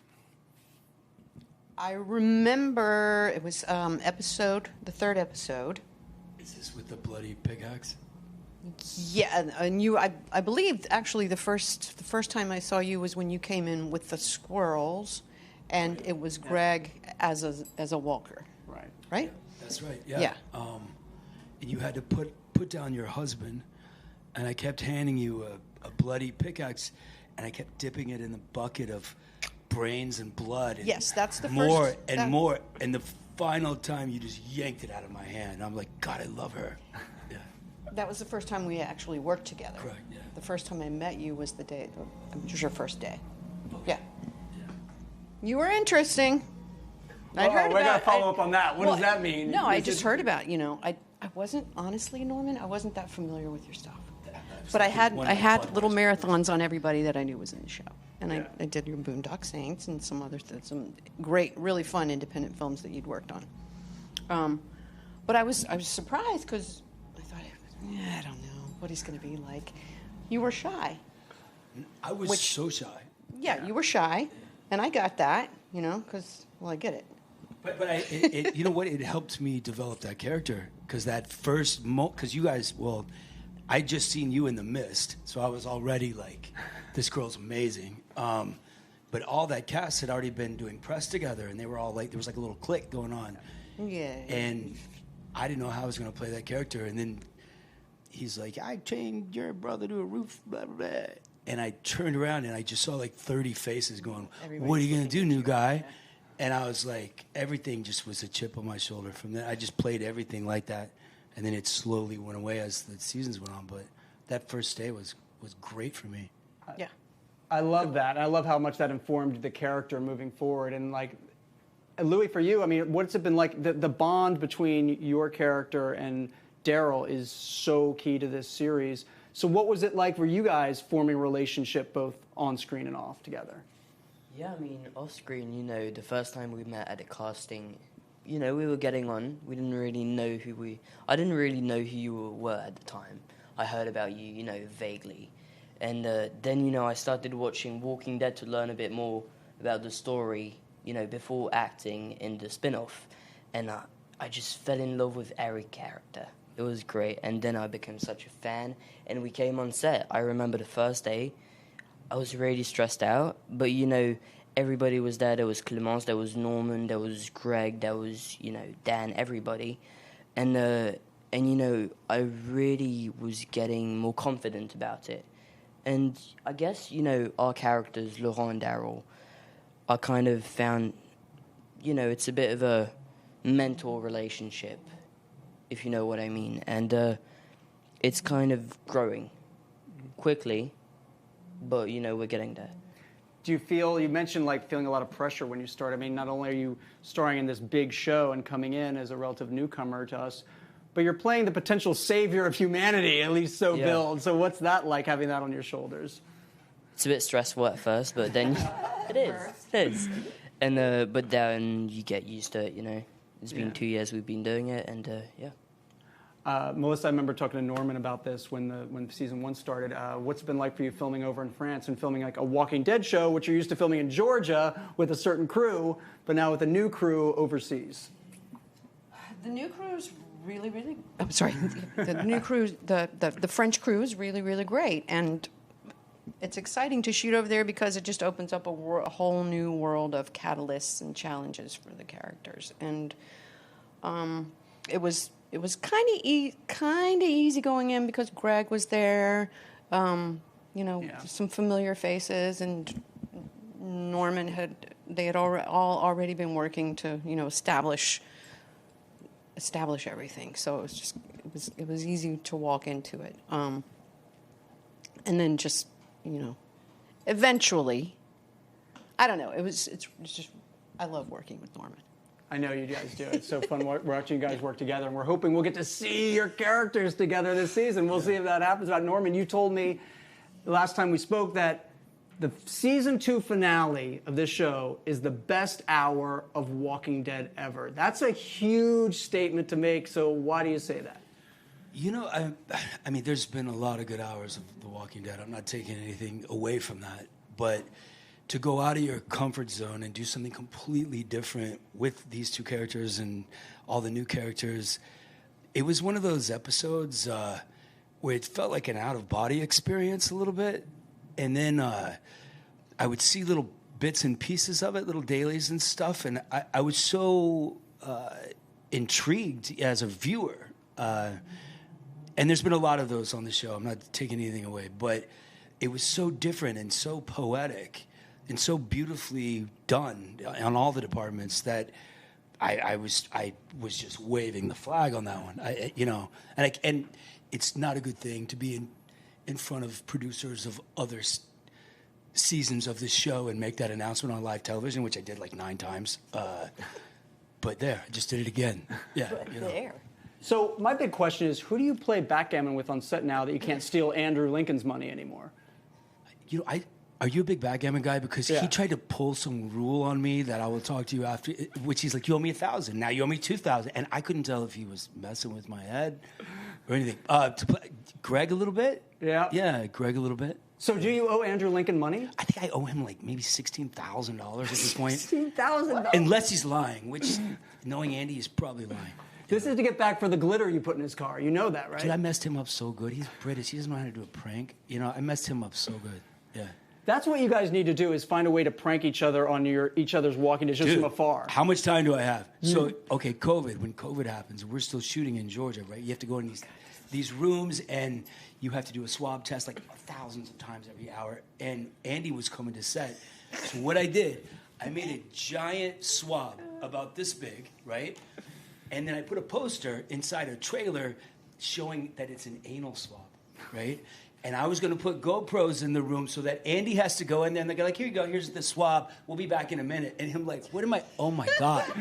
And I was going to do the whole thing, and something happened with his plans, and he backed out at the last minute. But yeah, he cannot even hold a candle to me. Yeah, he should just retire the prank war. We got to wrap in a second, but Melissa, you got to give us a tease. Carol is a character that has evolved and, at times maybe devolved so much over the years. So what sort of Carol are we going to see here in the Book of Carol? She's going to go to some lengths to find her friend. She did what? That's it. That's kind of that. Can I answer the question? You can answer the question. She's got all this armor from all the battles she's fought through all these years on this show. The armor's there, but she's loose. She's like a fighting machine. She's not hiding behind anything. Like, she's got all the parts protected, and she goes in like swinging. Does that make sense? No. Okay. Well, I will say this: Perfect. having watched the first episode, my reaction at the end was, "She did what?" So it was exactly that. I can't wait for everyone else to see it. You saw it. I did see it. Melissa, Louie, Norman, thanks so much for coming Thank in. you. Cannot wait for everyone to check out season 2. The Walking Dead, Daryl Dixon, The Book of Carol, September 29th on AMC and AMC Plus, and we'll be back with more coverage of Comic-Con here in the Entertainment Weekly suite. Whoop whoop. Did good. Did good.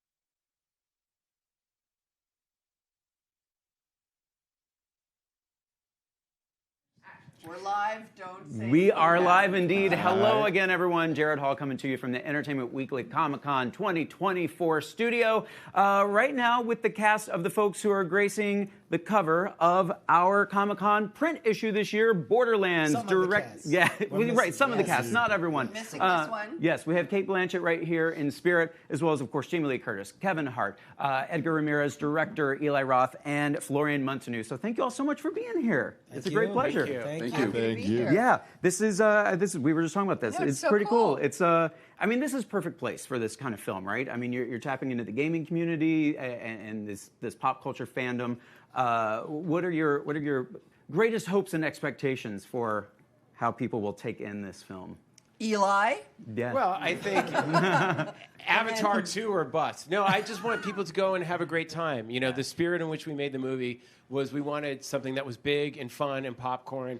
And everyone that you see here, you know them for such specific things, but they really got out of their comfort zone and did some incredible stuff. I mean, Kevin told me, strangely, he had never killed anyone in any of his comedies. He must have killed 200 bandits in one scene. I mean, it's just one after another after another.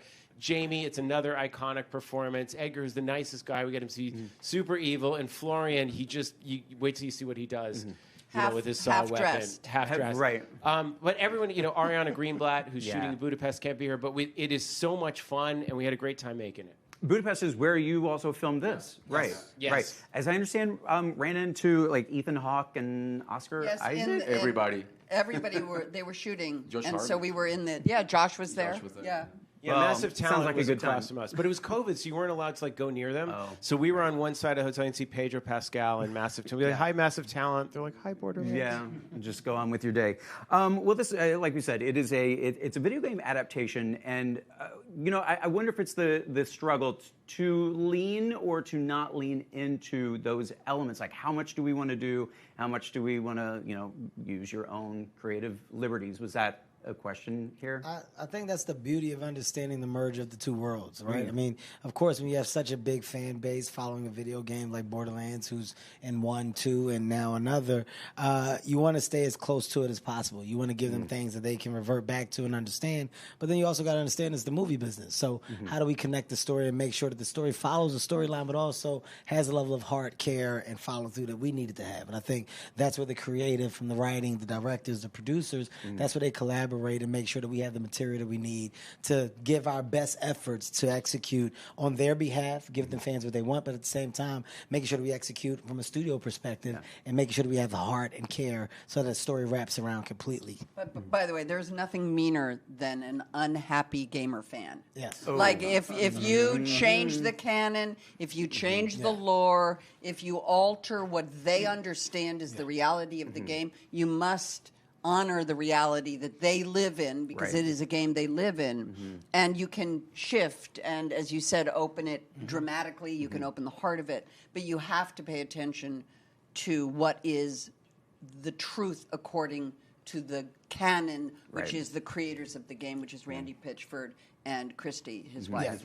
They're very pissed that Roland is small, and I did everything I could. I did everything I could to grow. And by the way, you grew. I tried. I drank milk literally from the beginning of the shoot to the end. They put me on a stretcher, and we did whatever we could to try my best to get to the height, and it just didn't work. I know, but that's why cameras are amazing, They because add 2 feet. Yeah. They really do. They really do. No, look, we had Randy Pitchford on set with us, so I would say, look, there are certain things that my job as a director is to make the best movie, but obviously there's a reason we're making Borderlands. It's because it's beloved all over the world. So I'd say to Randy, okay, if I'm going to change this, is that too far? Is this like what? And he's like, because it is an adaptation, not a recreation. And he said, think of it like Marvel. They have the comics are the comics, the movies are the movies. And if we're going to switch it, we're establishing our own rules. And then that one he'd be like, no, you can't, don't change that. I'm like, okay, we're going to nail every weapon, every gun, every this, every that. But these details, he's like, go for it. Yeah. Eli mentioned that a lot of the stuff all of you do, it's out of your comfort zones. I have to imagine that lent itself to some fun, some silly times. Do we have any, you guys got to let loose a bit together? Or was that every day? Let loose. Edgar. Borderlands. This one. Right. This guy. When it comes to letting loose. We had to reel him back on some days. It was too much loose letting, right? Huh? Too much. No, I think, look, we're adults. We're all professional. I think showing up and dealing with long days is one thing, but having a good rapport and energy is another. So it wasn't about cutting up and being crazy. I think it was just about getting along and being able to talk and laugh, whether we were at work or whether we were offset. And that's where I think the biggest bonus came from working on Borderlands. It was like the lunches or the brunches or the dinners that we decided to go to. That stuff is special because you're getting to know people in a different light, understanding them, and that allows you to show up to work with just more knowledge, and you're able to love more. Right? And the scale of this movie is enormous. And I mean, obviously, that was your terrain. Just the scale of. You saying I was fat? No. Yes, I'm fat shaming you on television. No, I'm saying that the scale of the scale of the storytelling is so giant from the art direction, the set design, costume design, prop design. Psycho design. Sorry, I didn't mean to say that. Well, it was like a military operation. Yeah, I mean, it's a big ass movie. It's a big ass movie. It's gigantic. They all wanted to fight. I mean, there's one scene that you'll see where it's just nonstop action, of bandit after bandit, and everybody wanted to be in it on camera. They're like, You're calling them bandits. Weren't they called psychos? They were, but there was a switch. When recently, did we switch? We didn't switch it, but that is a gearbox switch. Yeah, they switched. They changed the bad guys from psychos to bandits. They are psychos in the movie, but when you say the game's bandits, they've requested. By the way, I know that. But the bandits. So there's a whole scene where everybody wanted to fight. So all of my posts where I've been playing psycho killer.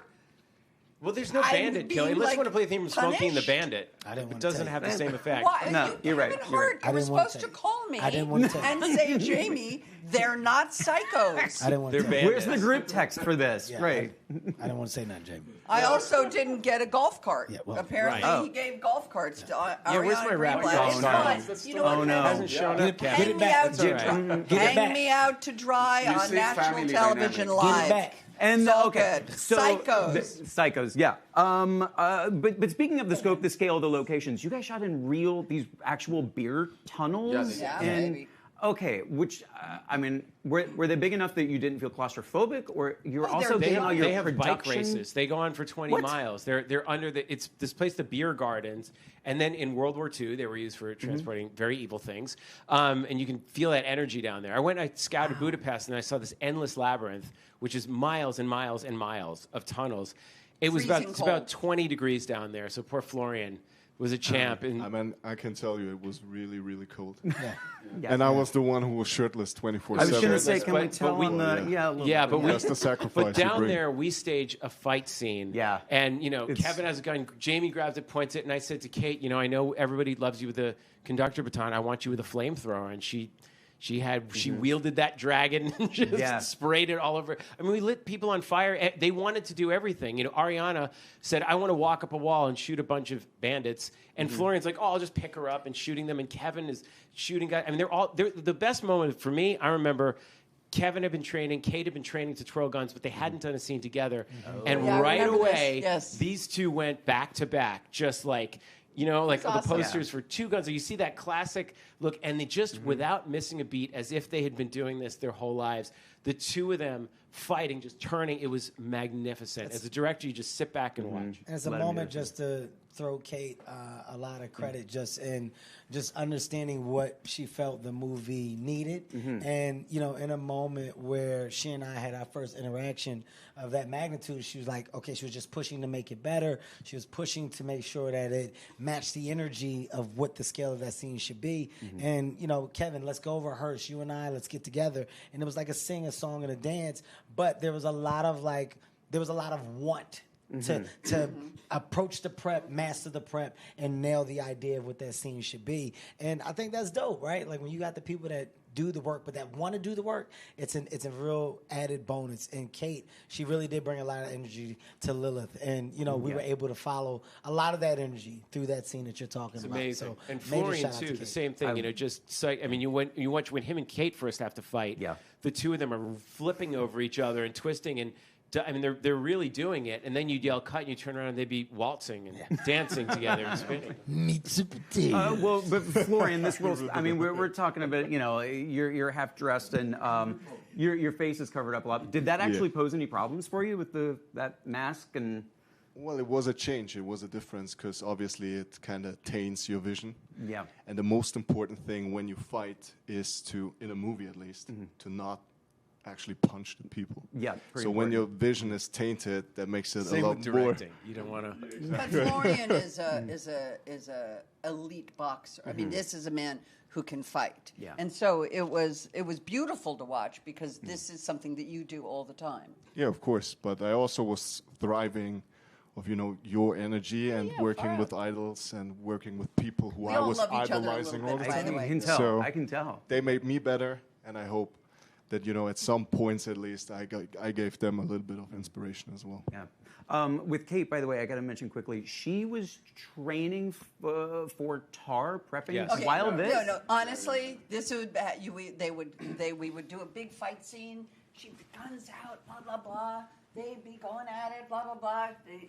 I'd call cut, and then we go sit down for 5 minutes, and she'd be sitting in her chair, just sitting in her chair, and you would see her with earphones on, going like this. Yes. And you were like, what are you doing? And then she was explaining that she was preparing to go do tar. Wow. She left Borderlands in Budapest and went straight to Berlin and made tar. Yeah, she was practicing German too. Yeah. She would run and I was asking you too for some words. She's a consummate artist. Her German is incredible in the movie. Yeah, German incredible. The accent is basically not there, so And then she's twirling guns, and then she would literally be like, "I have a conductor." Yeah. And then the two of you got to run your Oscar season together, and. Yes, that was so beautiful, and she was right there. I was sitting right, I mean, I literally went over and said hi. It was amazing. And by the way, just for all y'all out there are a lot of girls in the movie. Yes. But like for some reason, it's like I'm representing, which is why I brought Kate. But there's Ariana, and then there's Gina Gershon, there's Moxie. There's lots of nice women in the movie, but somehow they only like the boys just kind of elbowed their way in, and so we tried. They're shooting. I know. Oh, Ariana's in Budapest doing. Because the women are Gina's working. Shooting. Exactly. What is that? Because the women are going to take over the world. Hello. Wink nod. Yes, we can. Yes, we can. And we are, and we will. Okay. I'm a little shocked here. This is your first Comic-Con? Yes. What? How? How was it my first Comic-Con? Wow. Have you not been here before? No, I think schedule conflicts of the past. So cool, isn't it? Have been in the way, but it's amazing. You know, seeing people embrace these movies or these comics for, you know, a duration of time, but give you a real clear example and definition as to what real fanfare looks like. Mm-hmm. This is a completely different level. Like I saw some people walking around as Moose Finbar, as me in Jumanji, like just full costume. This is where you're, and I was like, what are you doing? I didn't know where it's happening. What's happening? Why is he dressed like me? Why is he going? What is the purpose of this? Kevin, that's what they do here. I was like, okay. Oh, thank you. Thank you. I didn't know what to do. That means you've made your mark on pop culture. It's it's pretty amazing. But I got to meet a lot of like the Borderlands fans that have been playing this game. There are a lot of cosplay people here. Long A time. lot of cosplayers. Really, really excited. Excited about the movie and excited that we're here. So this is my first, but it definitely won't be my last. Yeah. Definitely. Well, they should be excited about the film. It's a lot of fun. We have one more. You guys, this is we're taking a look back at the history of EW. Your very first EW cover ever. Right there. Yes, that's me. That's right. This is We Heart Kevin Hart. That's right. With ice cream.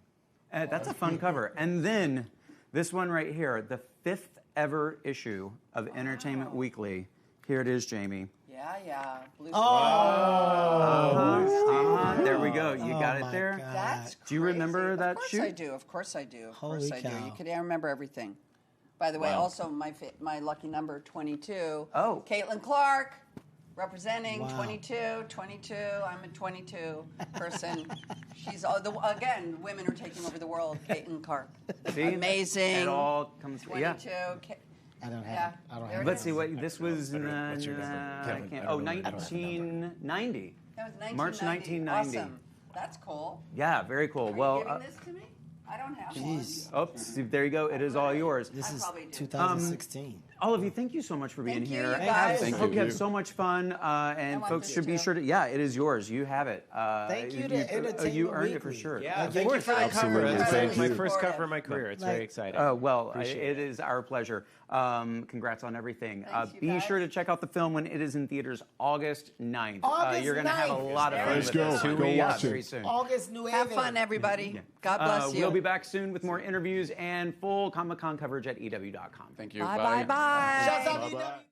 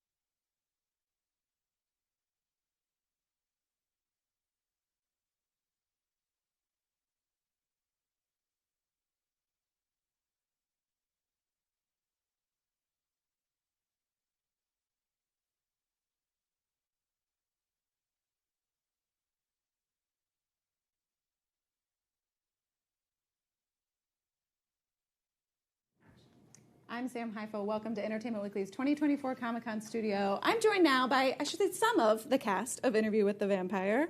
Not complete cast, but not complete. Feels incomplete. I will also just say, season 2's been out for a minute, but I'm going to give a spoiler warning because I want to talk about things. But just so I'm aware, you guys haven't, there's no season 3 happening yet, right? Or are you at work on season 3? Well, it's been a greenlit. Right. And there's been a lot of discussion. Okay. And that's all I'm going to say. Okay, fair enough. I just didn't know where you were. You were between filming breaks, or if you definitely guys were. between filming breaks. Great, yeah, great. definitely. So also, I think we're riding the wave of season 2 right now. Yeah. It's been we worked really hard on it, so I think we're just enjoying that. Yeah. And maybe doing some other things. I'm going to stop talking now as well. Yeah. No, please. Do you guys pay attention to fan reaction, when season 2 episodes are coming out? Are you guys watching any of that? I try to sort of separate myself from it, but I am very curious. Yeah. I particularly love kind of watching a lot of the sort of real-time YouTube reactions and seeing how people sort of respond to it. And there's some amazing, astute sort of responses in real time that I think are brilliant while people are watching it. And then some people are so hilarious with how they react to things going on. I'm like, yeah. So I get curious. Yeah. And the fan art is so good. Yeah. The pictures I get sent are so detailed. I'm like, this needs to be seen everywhere. Yeah. I'm curious how much you guys know. Are you getting surprised script by script? Do you have a pretty good idea of the whole season? I got surprised script by script because the circumstances that I came in Sure. were a bit different, and I think they were being very nice to me and being like, here's one now, here's another, and I was like, just give them all to me. Yeah. And then I got them all, and I was really surprised at the ending of our show. I really liked it, but yeah. I think this season 2, we got them all at the beginning because they all had to be written pre-strike, so we got them all before that. that makes sense. But in season 1, I think we started shooting and we only had the first 2. Oh, wow. And so I remember, we got the 3rd script halfway through shooting episode 2 for episode 3 and 4, and you just watched it kind of unfold in this really chaotic way. And I remember calling Roland who are you? What is your brain? This is extraordinary. This is amazing. Also, I think it Roland's mind was sort of kind of that chaos was going all over the place because when I auditioned with material that we see in season 2. So I think it was cooking all kind of at the same time. And but season 2 we got the scripts very early on, and then we kind of had to work with those. Yeah. Yeah. Okay. Well, speaking of spoilers. And speaking of things that might surprise you, did you know about Armand's betrayal, or was that something you just read in the script? What betrayal? What betrayal? Armand does things, and bad things happen, but he doesn't necessarily want those bad things to happen, does he? I don't know. Does he not? I don't know. Was I surprised, do you say? Not terribly, which is a shame. I really love Armand, but I also hate him at the same time. But he doesn't help himself. So it was. But what I do love is how methodically it's been kind of thought out his journey so that we don't condone it, but we almost in a really fucked up way we understand it. So yeah. That's what I love about all the characters. Because I remember even in season 1, because I watched it recently, I was talking to a good friend of mine. I was very mad at Lestat after an episode. And I was like, man, this man's bad. And she goes, well, is he bad or does he just love too much? And I was like, well, it's a good question. It's kind of a good question with all of them. They're all bad. That's true. And you kind of want them to be bad. I mean, I'd be disappointed if Armand and Lestat and Louis and Claudia, if they're not kind of give me my vampire. You know what I mean? I'd be annoyed. You don't want them. We're not the PG version. We are not vanilla. We are the R-rated version. Nope. Yeah. And it's violent and it's bloody and it's gothic and it's, Yeah. bring it on. That's what I want to see. Yeah. So It's true. I don't know. It makes you feel like very strongly. And I think that's like we're so lucky to be in a show that makes audiences and ourselves, like, because we have very visceral reactions to it as well. Like, it's so extraordinary to be in something that creates that level of chaos in a reaction. I mean, it's very hard to feel anything these days because like everything's so bleak. Yeah. So at least it makes you remember you're human. The show about monsters reminds us of our humanity. Yeah. I love that. The whole time I was, that's a soundbite. That's, you just I think I knew that I was delivered it. trying to like, Yeah, where am I this is going? I'm going to somewhere. this soundbite. Yeah. You were like, the headline is going to be, and no. hopeful, and hopeful, and hopeful. The whole time I was watching like the trial in season 2, I was so enthralled. It was so incredible. And then my third thought, because of what I do, was like, how long did it take to film that? Like the actual trial scene feels like it's a lot of people. You guys are doing, obviously, like Claudia's having a huge moment. Like it's a lot. What do you think? Okay, I'm gonna guess 3 days. Oh, okay. Wow. Three Okay, we shot days. Claudia's death for 3 days. See, this is what I wanted to know. Wait, you died for 3 days? Yeah. Oh yes, yeah. I died for yeah. Yeah. Well, I had like levels of prosthetics, so I was going to ask how they actually film like you disappearing. yeah, so like we'd complete like one stage of it, I'd go away, and I think they'd film something else, then I'd come back with more prosthetics, and then I think it took around 3 days for us to finally complete it. And But every single time was as harrowing as it was for you to see it. And we watched that so many times. It will be forever seared into my mind. Yeah. It's extraordinary performance by Delaney. I mean, it's just horrendous. Yeah. And Roxanne, yeah. I mean, yeah. Yeah, wow. Roxanne's amazing. And Emma's amazing as well. I'm so Yeah. thankful that she was directing those 2 episodes. Yeah. Yeah. And but that trial scene, we started that before the strike, before the writer's strike, and before we had to shut down. So we began that episode then, and we had to come back and finish it. That was the first thing we came back to when we after 2 months. We had a hiatus in the middle of that episode. Like the most emotional, climactic episode. Yeah. And you came back and you're like, cool, back to work.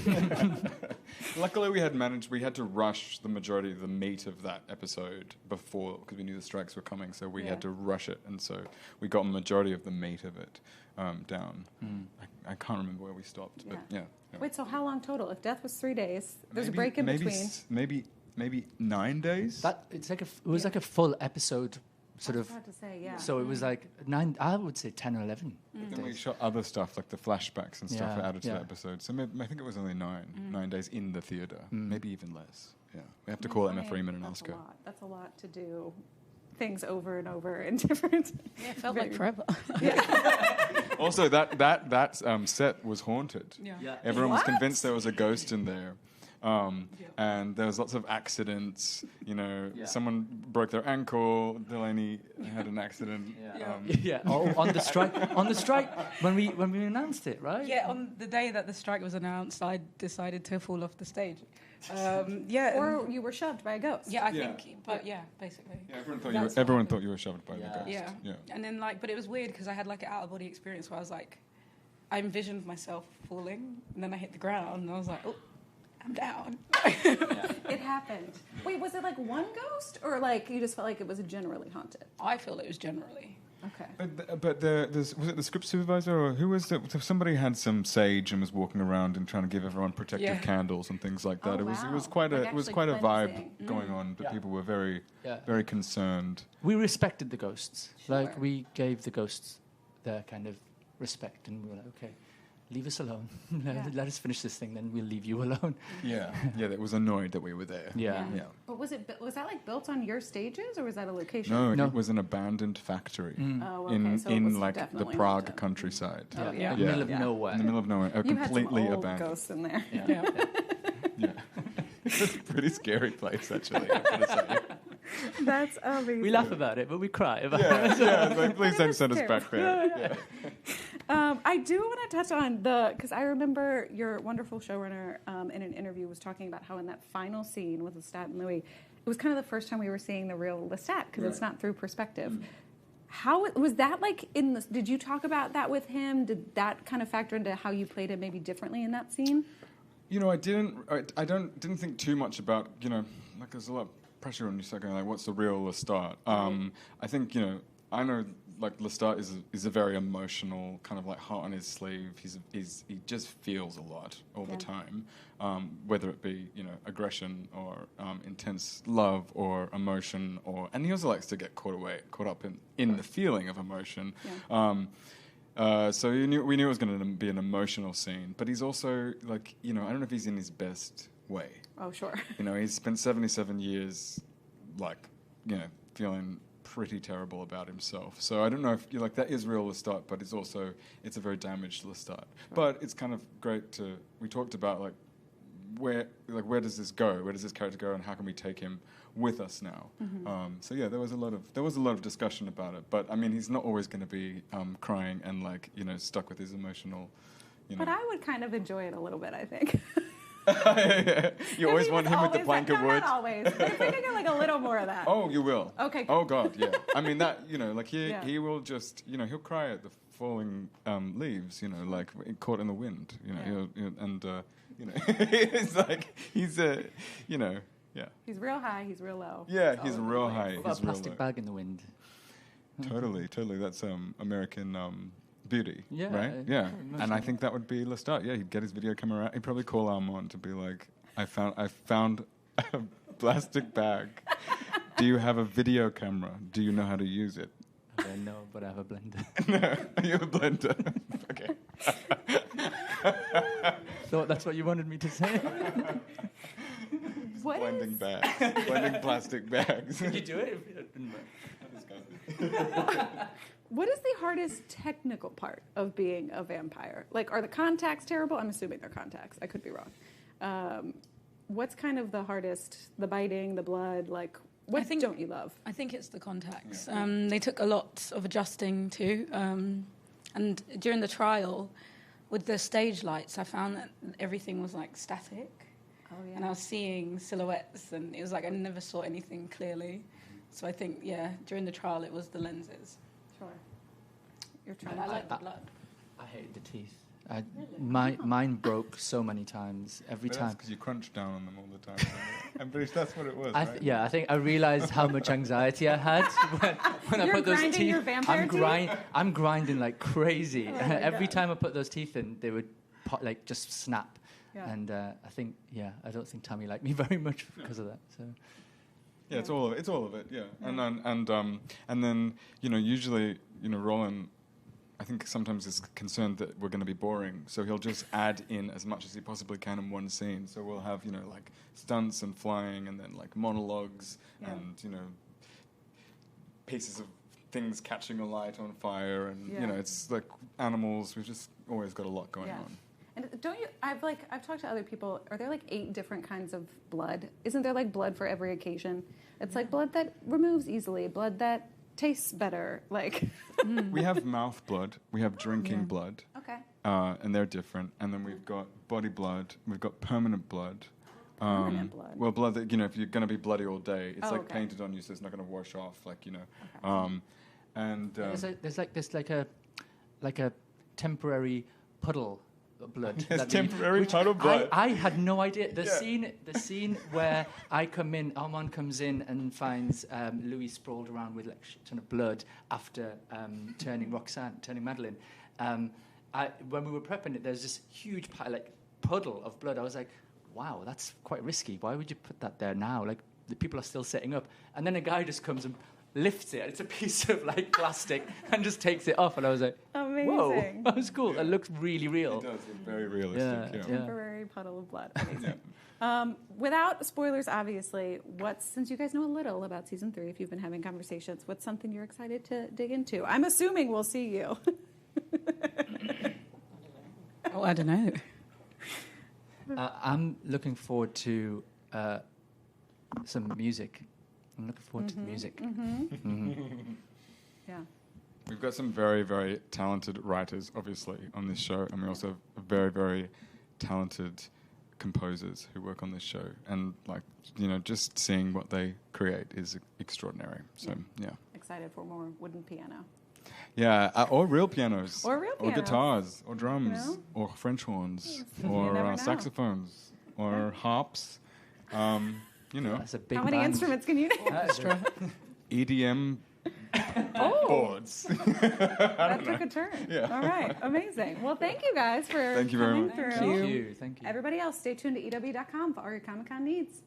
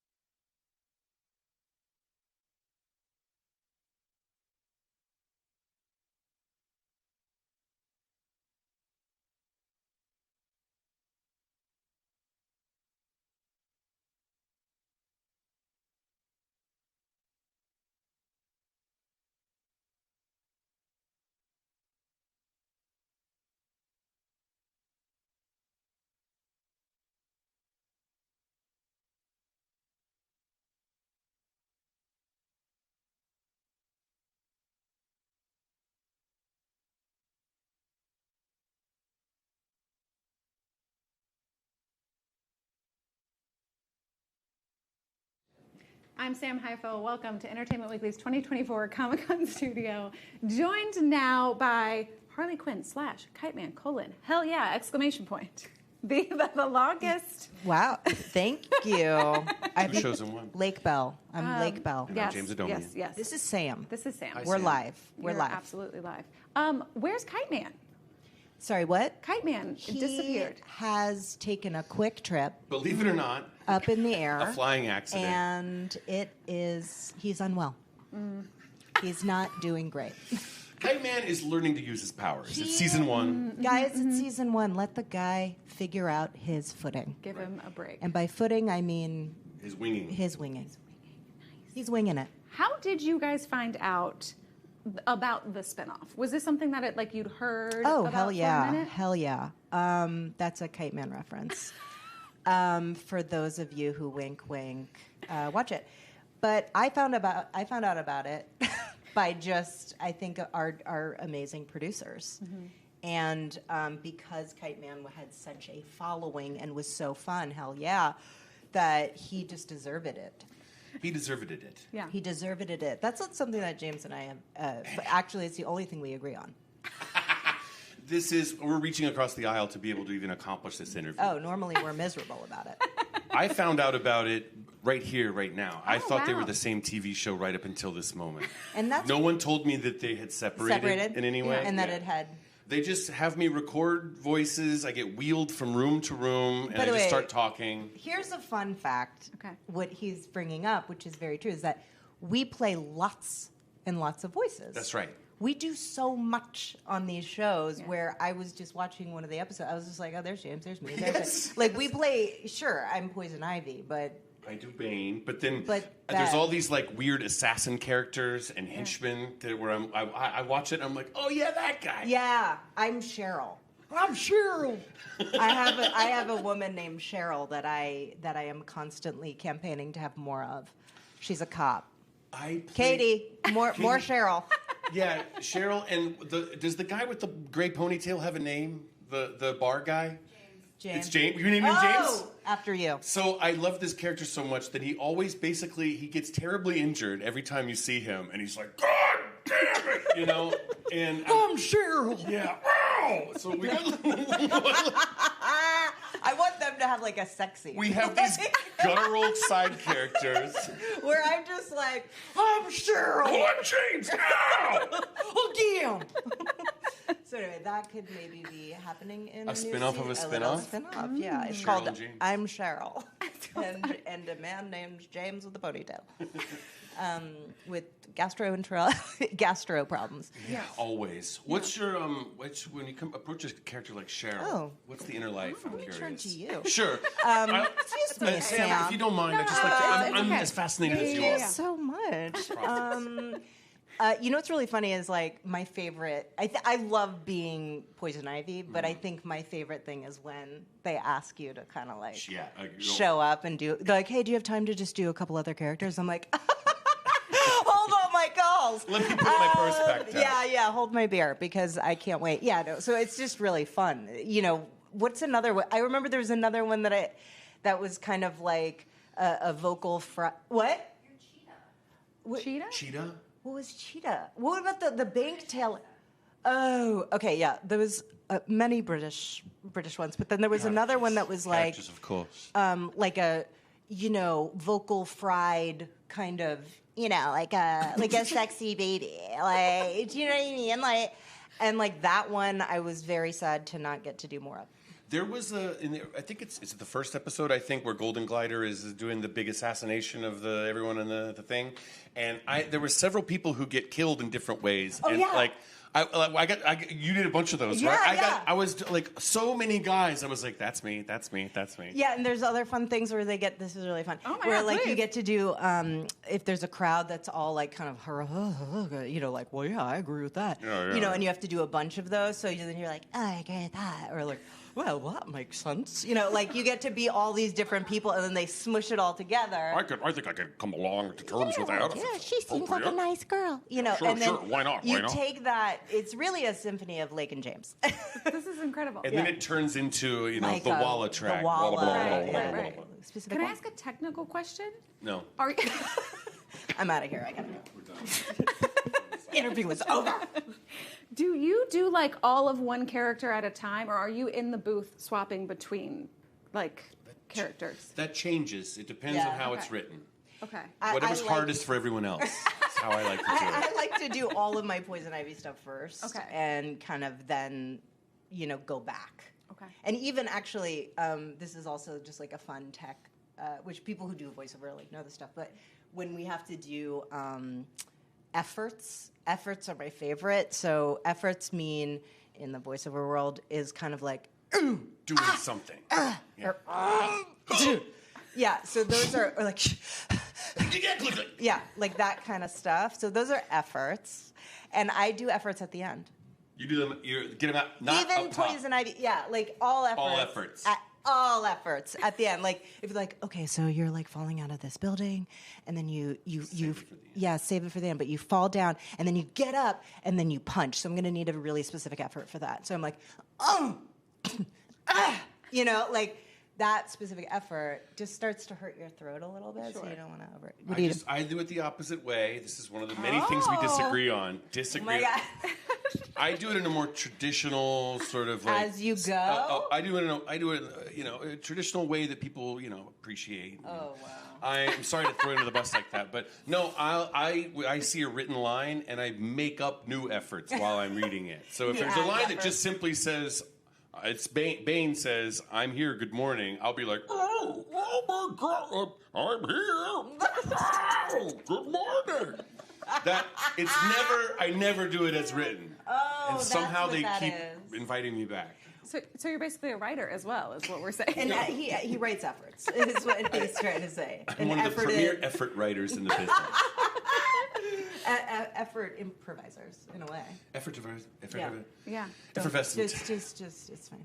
Is it? I'm like sticking on the technical question side of it, but now that there are 2 shows, are you doing like Harley Quinn, Kite Man?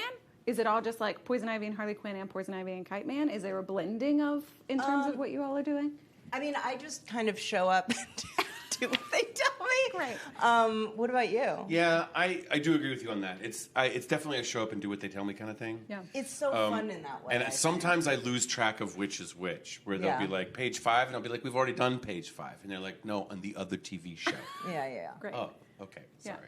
That page 5. Yeah. That's him. This is mime work, what you see him doing here when he does this and kind of pretending to flip a page. That's and then mime. the reading glasses, maybe. Ooh. I studied for 7 years in Paris to learn how to do these kinds of things. So I hope that if this is live, this is live. That specific so motion. They saw it. They saw it. I have to say, I feel like one of the things we talk about most, like at EW with like Harley Quinn in particular, is just some of the things you all get away with doing, and that's what makes it so fun to watch. Like cursing. Cursing. There's some curse words. How clean? How clean are we here? We're cleanish. Well, you are. I mean, for this interview right now, I am so and we're live. Oh, she's going. Okay, so, no, okay. She's. I'm seeing a nod. I'm seeing a knowing I was wink. about to like unfurl the most inappropriate cursing. Well, there's, obviously there was some Poison Ivy. moments in the Harley Quinn Valentine's Day special where I'm going to try to be clean about this. if you're quoting Bane the had show, Congress with a number of architectural sites in Gotham City. Okay. He had a carnal sort of liaison. It's sexual. You could say sexual. A sexual liaison with a number of buildings. Essentially. I just meant more like no F-bombs. We can talk about that. Okay, stuff. sure. Well, that's what I was. I was going to go straight to that. Yeah. I want to exclusively use the F-bomb at all times. I mean, Poison Ivy does a lot of like, in the way that you sort of enjoy improvisational efforts, I enjoy improvisational curse and all kinds of ding dong dicks of whatever. Sorry, we're allowed to say. I'm talking about my friend. Yeah, big dicks. But the point is like there's so many of like bag of dicks and like stick dick and up, down, and dildo center. You know what I mean? Like Yeah. it just happens on the day, and I love it when a camera person laughs. You can't see that at home, but we did it. We don't have the camera Listen, crew in the cartoon. What I'm saying is that it is a joy to curse. It's a treasure of profanity, is I think what Lake is trying to say. That's what I'm trying to say. Thank you so much, James. And what I'm going to just piggyback on that is, to your point, in this time, to my point, there's parts of the world that are tough, and so when you only have this kind of like profanity expression, it's important. I think it's an important expression. Very important. Animation, television animation is very important. And this is live. This is live. Yes. Make sure everyone hears that. Very All right. important. What we do is It's very, very important. Thank you, Sam. Yeah, I fact checked. I agree. That's I think a good note to end on. Oh, that was it? They're wrapping Oh, they me. did. Okay. They're Guys, wrapping me. Yes, we're 10 live. seconds out. Go. We're No, being I wrapped. also have to go. Yeah, We yeah. will. It's actually you're the reason why we're ending it. How do we get out of this white space? Yeah, is this real? Did this, is blend, this real did life? this blend into the background? I'm just now wondering if I feel uncomfortable. Okay, I'd you like ready? to You ready go. for the outro? Okay, outro. Oh, Everybody else, stay tuned to EW.com for all your Comic-Con news. where are you looking? That camera. Oh.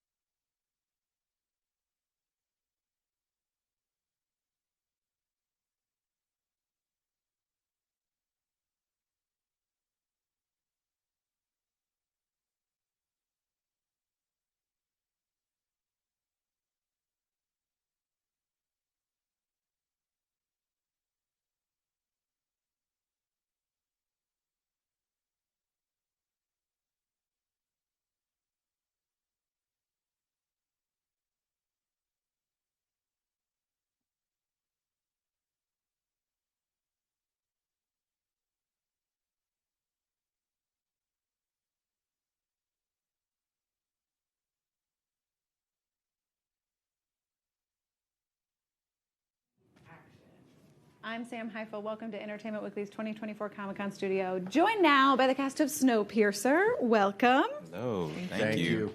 Okay, you guys finished filming this mid-2022, is that right? Late 2022. I Late think it was 2 years summer. ago. It was summer. That's still a very long 2022. time ago. It is. What does that make this process like for you all? Did you have to go back and... I have no idea what the show's about, if I'm being perfectly honest, this season. But it's been cool. Actually, it's been probably the closest to a fan experience I have because we watched the episode that they were screening today while they were screening it. And for me, it was very much like, whoa. We also had no seasons with any of this because every season came out during the pandemic. So this is all. This is your first Snowpiercer Comic-Con? No, we did Snowpiercer Comic-Con for season 1. when no one had seen it yet. Any Hadn't idea come who out. we were. It was like a year before what, it was going to come out. Yeah, but then the premiere happened, and we had to have a virtual premiere, and then we were shooting a lot of this during the pandemic where we couldn't get folks together. And obviously, if you haven't seen the show, the cast is not just 3 people. It's a massive cast of amazing actors. Yeah.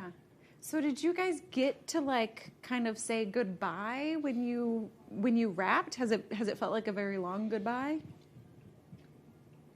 We had a wrap party. We did. Yeah. And then the news came out that the show was shelved. Yeah. And it was devastating. Yeah. And then the new news came out recently that it had been picked up by AMC. Yeah. And the other thing is that season 3 we thought was the end. And then it's true. It's never been like a stable, Right. It's never a sure thing in this business. So, yeah. So, it was a great group of people who just have stayed connected even after the show is wrapped. Yeah, it's true. We did, we had like an official goodbye sort of thing, but I'd still talk to. I mean, we became very close friends. I talk to most of these people very often. They're We really still have in a my chat. Like a Snowpiercer. little group chat. It's not little. There's like 35 people on it, and it's noisy, and Yeah. it's like beep, throughout the night. Oh, A bunch of us went to Mexico together. It was like we'd be hanging out. But it shows also it's like when people get together, or like if you go to New York and you see somebody there, or someone's doing a play, or somebody's had a baby. I mean, there's been a lot of babies, Snowpiercer babies, so that have happened, and that's great. I mean. I don't know if you guys know how babies are made, but we can talk about that now here on the Entertainment Weekly YouTube. But you guys mentioned, obviously, the show's been on a roller coaster with being shelved. How did you get the news that it was picked up? I think that somebody just sent out, well, good news is coming. And then we all just couldn't believe it. We thought we had made the season of television because that had happened to other shows or movies. It's just like, they took the tax write-off. It's gone. No one will ever see it. We were all shocked. Yeah, it was shocking. Yeah. In a great way. So exciting. Yeah, it's not like you found out by reading the news on.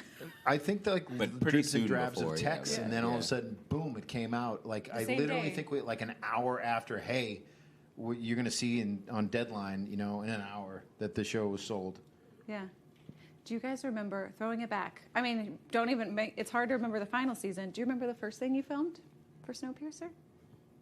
The pilot. We shot, we shot a whole pilot that then has shelved. nothing to do with the show. That also Really? got shelved. Yeah. So where a lot of us had different characters and very different looks, and I think the first scene that I shot was watching David have to eat grilled cheese sandwich after grilled cheese sandwich because he plays this character who had been in the tail, and eating bug bars or whatever they had back there, and then he gets to, they take him and he gets to eat like a grilled cheese sandwich, which was his favorite thing, and he ate so many grilled cheese sandwiches. I know, but I think that was our first. I don't know, but that ended up in the show. No, because then we shot in the new set. This is what happens. This is what cheese sandwiches. So, anyways, it was just. In any case, I have not had a grilled cheese sandwich since then. That's actually true. Yeah. So whatever that was, 7 years ago was my last grilled cheese sandwich. I love pilots are so fascinating to me. The fact that it's completely different, it's so much of a test run. I feel like a lot of audiences don't know. So much can change. You don't. It's sort of coming back, but you didn't really do it much anymore for a long time, like having It's a true. real like test pilot. And now we're sort of starting to see them again because people are scared to invest, which And is that's why not we're here necessarily a today. bad thing. I don't know. Yeah. You know. Yeah. Okay. Well, season 3 ended on a really, really big cliffhanger. Where do we pick up? What can you tell me about what we're going into? Go, Mickey. No, because I stay on the train, but you guys left me. That was the whole plot of season 3. Was leave Mickey on the train. Leave poor Till on the can't train. come. We're in New Eden, which was, so the train sort of split off, and now we're off the train, and that's kind of the cool part about the opening of season 4 is we are, for the first time ever, not shooting on a train. We're like in a real town that our incredible art department built outside in a rock quarry. Oh, wow. Which was so much fun and just such a new way of shooting on this show where you had, could shoot from any angle and have more than like 2 people in a scene. And, there was sunlight and rain and all of the other like hardships that come with shooting outside. Also like chickens and dogs and a whole bunch. It is like just a very different show for a hot second. And then, then Leighton's baby gets snatched, and then it's back into like Snowpiercer times again. It goes downhill very quickly. Did you guys feel like satisfied with the end? We don't want to spoil it. We don't want to say too much. But when you read it, did you walk away from the show feeling like pretty good about where you're leaving it? Yeah, I felt great about it. I mean, I just at that point with this show, and this is, I think, also something about what's happening now that people are able to see it. We just had a lot of gratitude about that. We had a very difficult season 3 because we were shooting during COVID. I don't have to go into why that was difficult for anybody, but it was masks on, masks off.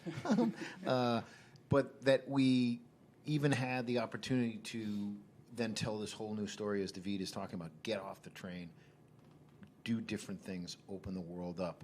It was just, just have a lot of gratitude for it. Yeah, I think what was also nice, just process-wise for me at this point, we'd sort of lived with it for so long, and it wasn't,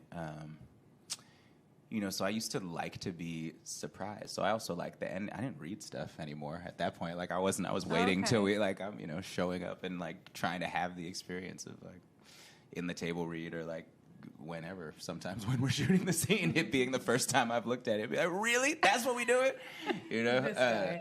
So, yeah, and so all of the twists and turns in season 4 were like really exciting to me actually, and like I couldn't have predicted where it ended up, and it was. But those last days were nice. Everybody was there. It was like they did a really good job of, for the most part. Whatever. Not everybody survives, but for the people who do make it, getting folks together and having it really feel like a conclusion. You know? Well, speaking of being surprised, obviously no spoilers, but in the first 3 seasons, are there scripts you guys remember reading because of like shock value or just impact? Oh yeah, I mean the script where Annalise, when she chokes to death on her father's eyeball was just unreal. Yeah, and also the dismembering of a passenger. Yeah, she like dismembered a passenger and then put it in a box, and then it was. It was very, very. The first season was really dark. It was really dark. It was really dark. You also had my favorite line in the history of television. Which is? What about the dick? Oh, yeah. I literally got to say that line. Yeah. I don't know if I can say that on live YouTube. I think you can say it. What about the dick? I mean, and I said it like that. So many times. This guy could not keep a straight face. And I was like, I can't even look at David. I can't even. I'm like, okay, just say the line like, what about the She was like really acting through it too. There's like a corpse in front of us with no dick, and she's just like, "What about the? What about the?" By the way, it's a fair question to ask, right? I mean, it's not even investigative. It's just curiosity at that point. Yeah. Yeah, it's Forgot valid. about that. Not me. Never Yeah, forget. Never forget. Would you say that was the hardest scene to get through for you? No, they were all hard. There were so many. I mean, this was such a great group of people.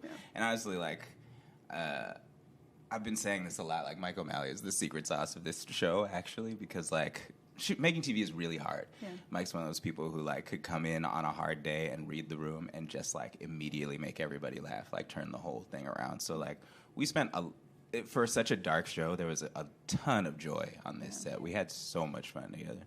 Yeah. Yeah. Amazing. Thank you, David. Oh, I think that's a beautiful note to end on. Thank you guys for stopping through. Thank you. Thank you. And everybody else, stay tuned to EW.com for all your Comic-Con needs.